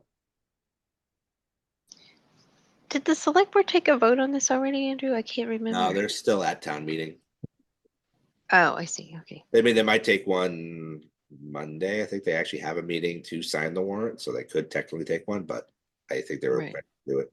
I think they were planning on waiting for and we could again do that. We could wait to see what comes out of the public hearings and do an at town meeting on this, but That was the only thing I was thinking. Like, it's hard to know without more. Yeah, we information could on also, everything. we could also take a vote to support what's currently printed and what the current zone is, right, which is what's in the warrant, and then we could re-vote it at town meeting. Because if they amend it, right, we're gonna have to vote it again anyway. Right. Also do that, right? I'm open to suggestions.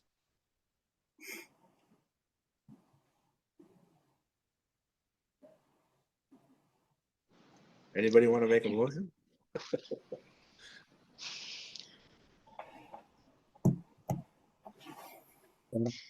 I think there's a lot of points of if they're not done with the public hearings, are they gonna change anything from the public hearing? Do you see them going to the public hearings and the light bulb going off and making some accommodation, or do you think they're pretty set with the consultant, what they've come up with? I know the map you showed was already out of date, and what I found was even farther out of date. So, is it gonna still keep changing, or?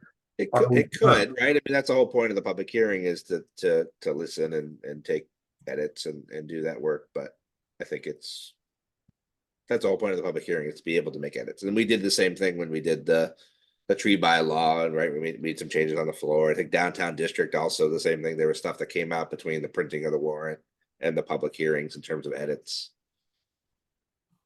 So Is that there's still the potential for changes, then maybe we wait, even if it means we have a 15-minute meeting one day. but yeah, I did post a meeting for that morning before town meeting, or at least reserved a room. Well, I'll post the meeting when we get closer to town meeting. So we could leave this as at town meeting and then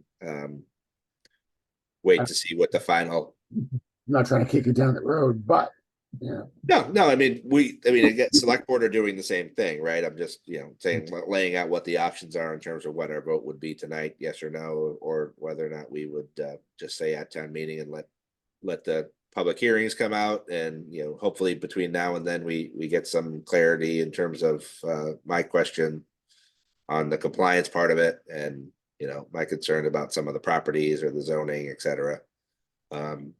And then we might feel we're in a better position come town meeting to take a final position. So I think, I don't know I if you would want- tend to concur with that. I would concur with that, Andrew, but I think, basically I'm only one person. straw poll, who wants to wait for an annual town meeting versus who wants to vote it tonight? I'm okay. Go ahead. What was that, Howard? I'm okay to wait. That seemed like, Yeah, I see them nodding heads. Okay. Wait, Okay, we'll leave it at town meeting. We don't need to revote it because we already voted last meeting. All right, we'll leave it as at town meeting, but I think it was good to have a conversation with planning boards and voice our concerns and see where we're at, and they have some homework to take back, and we'll see what we get come town meeting. Get some body armor, you'll be all set. Exactly. The only other one that we haven't voted yet is the Gold Star family for Board of Assessors. Are they coming back to us, Andrew, with more information? For Paul? Yeah. Yeah, there was some feedback, so we can again also leave this one at town meeting, but just covering off my bases on which ones we haven't voted. I'm fine waiting for at town meeting if we want to wait for that information, or I do think I would want to know if it's reversible before I voted to support or not support it. Everybody's okay with waiting for at town meeting. I think that's the way I would go. I'm fine either way. I don't think I'll change my vote, but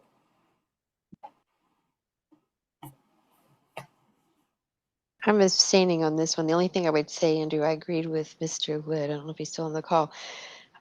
I can't imagine a threshold that would exist. That would be a very emotionally charged reversal at town meeting. Like you want to approve something like that. That's my only caution. I can't imagine standing up at town meeting and folks convincing the audience that now we have more people eligible in this very special circumstance. We're going to try to remove it now. So that's my only Well, feedback. I think thoughts. again, the only time it would happen is if you had some crazy. Listen, the average non-Gold Star family's tax bill is going to quadruple, right? Something crazy, right? And that's basically. I get it. Yeah. But it's like trying to remove positions that get added, it's basically impossible. But Mhm. that's just my take. Especially given the situation that would have to occur to want to actually. Correct. The context would Right. be. And I think, I don't want to speak for everybody else, but I think for me, it's the threshold, right? If this had a cap of say 10 families, right? I think that we all say, oh, then that's okay. That's $130,000, but we have overlay capacity. That's a worst case scenario. Maybe I could get I'll get around that. But I think it's the open-endedness of it and the uncertainty of what that would mean to the finances of the town is where. Yeah. Again, it's probably a 0.0001% chance of ever happening, but playing devil's advocate. Okay. I mean, in that sense, it would probably make more sense to put a total cap on the abatement.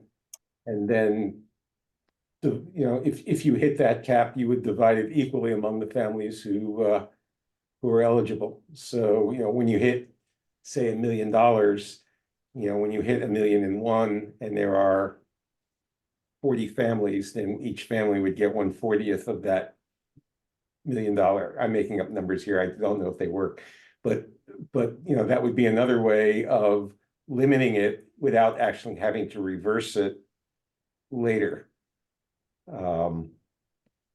Yeah, I think the issue with this one is you basically you take it or you leave it. You can't edit it.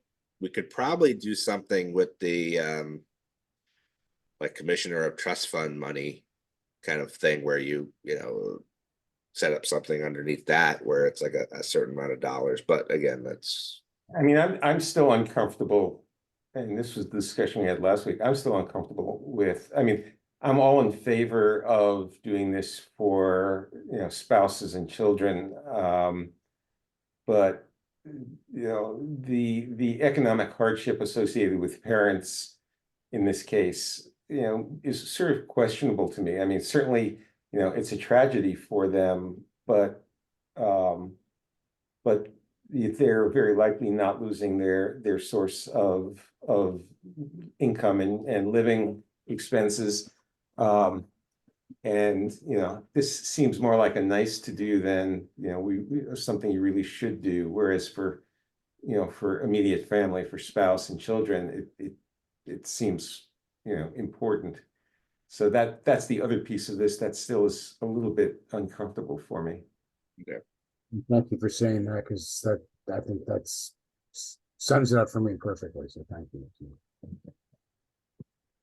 All right. So is there enough uncertainty that we want to wait for town meeting, or do people have enough information that they're not going to basically anything that Paul would come back with would change their vote? Because if we have a position, the better thing to do is to take it now than to wait. I can't foresee me changing my perspective. I think I'm satisfied as well. So. Well, I think why don't we put it to a vote? Okay. So is there a motion for advisory to support Article 45, Mass General Law for tax exemption for Gold Star families? So moved. Okay, second. Okay. Any discussion? Seeing none. Roll call vote. Marcy? Abstain? Tim? No. Adam? Nay. Larry? Nay. Howard? Nay.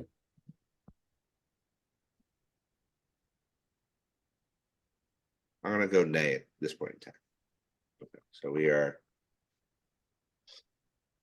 05. 051. Right? Yeah. 051. Do you agree? Yeah.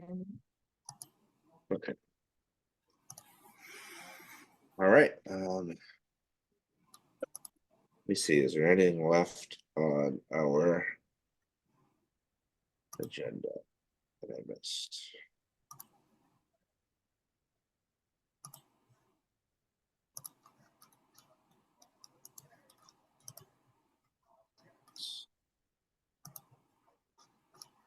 Any other business properly brought forth?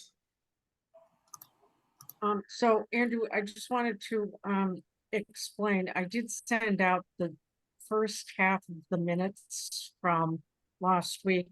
I'm away, I wasn't even able to print them, but it's just, I kind of wanted to get it out while it was fresh. So, and there were a few things that I just wanted to make sure, there was a lot of discussion, I just wanted to make sure that I got it all straight. I'll finish up the warrant article part of it and send that out so that it's done, we still have time. And Yep. then I'll just roll right over and do tonight's minutes. Perfect. Thank you, Claire, as always, for all your help. I think I'm gonna start being the timekeeper with these meetings. Okay. Your job doesn't end here, Claire. It continues. That's the thing. Thank you for your help. Yes. Public comment. Public want to raise their hand, ask a question. They fell asleep. All right. Seeing none, is there a motion to adjourn? Motion to adjourn. Second. Second. Roll call vote. Marcy, Aye. Tim, Aye. Adam, Aye. Larry, Aye. Howard, Aye. and Andrew is aye. Thank you all. Another year done and another budget in the books, and hopefully we have town meeting. I'm gonna set that meeting for, up for the morning of town meeting if we need it, but hopefully we are good to then. I'll let you know if anything comes up and we need to meet, but I'm hoping we don't have to. Well, Well, take a nice little you. breather Thank and thank you all. Bye all. Thanks so much. it's very Take care. unfortunate, but I don't-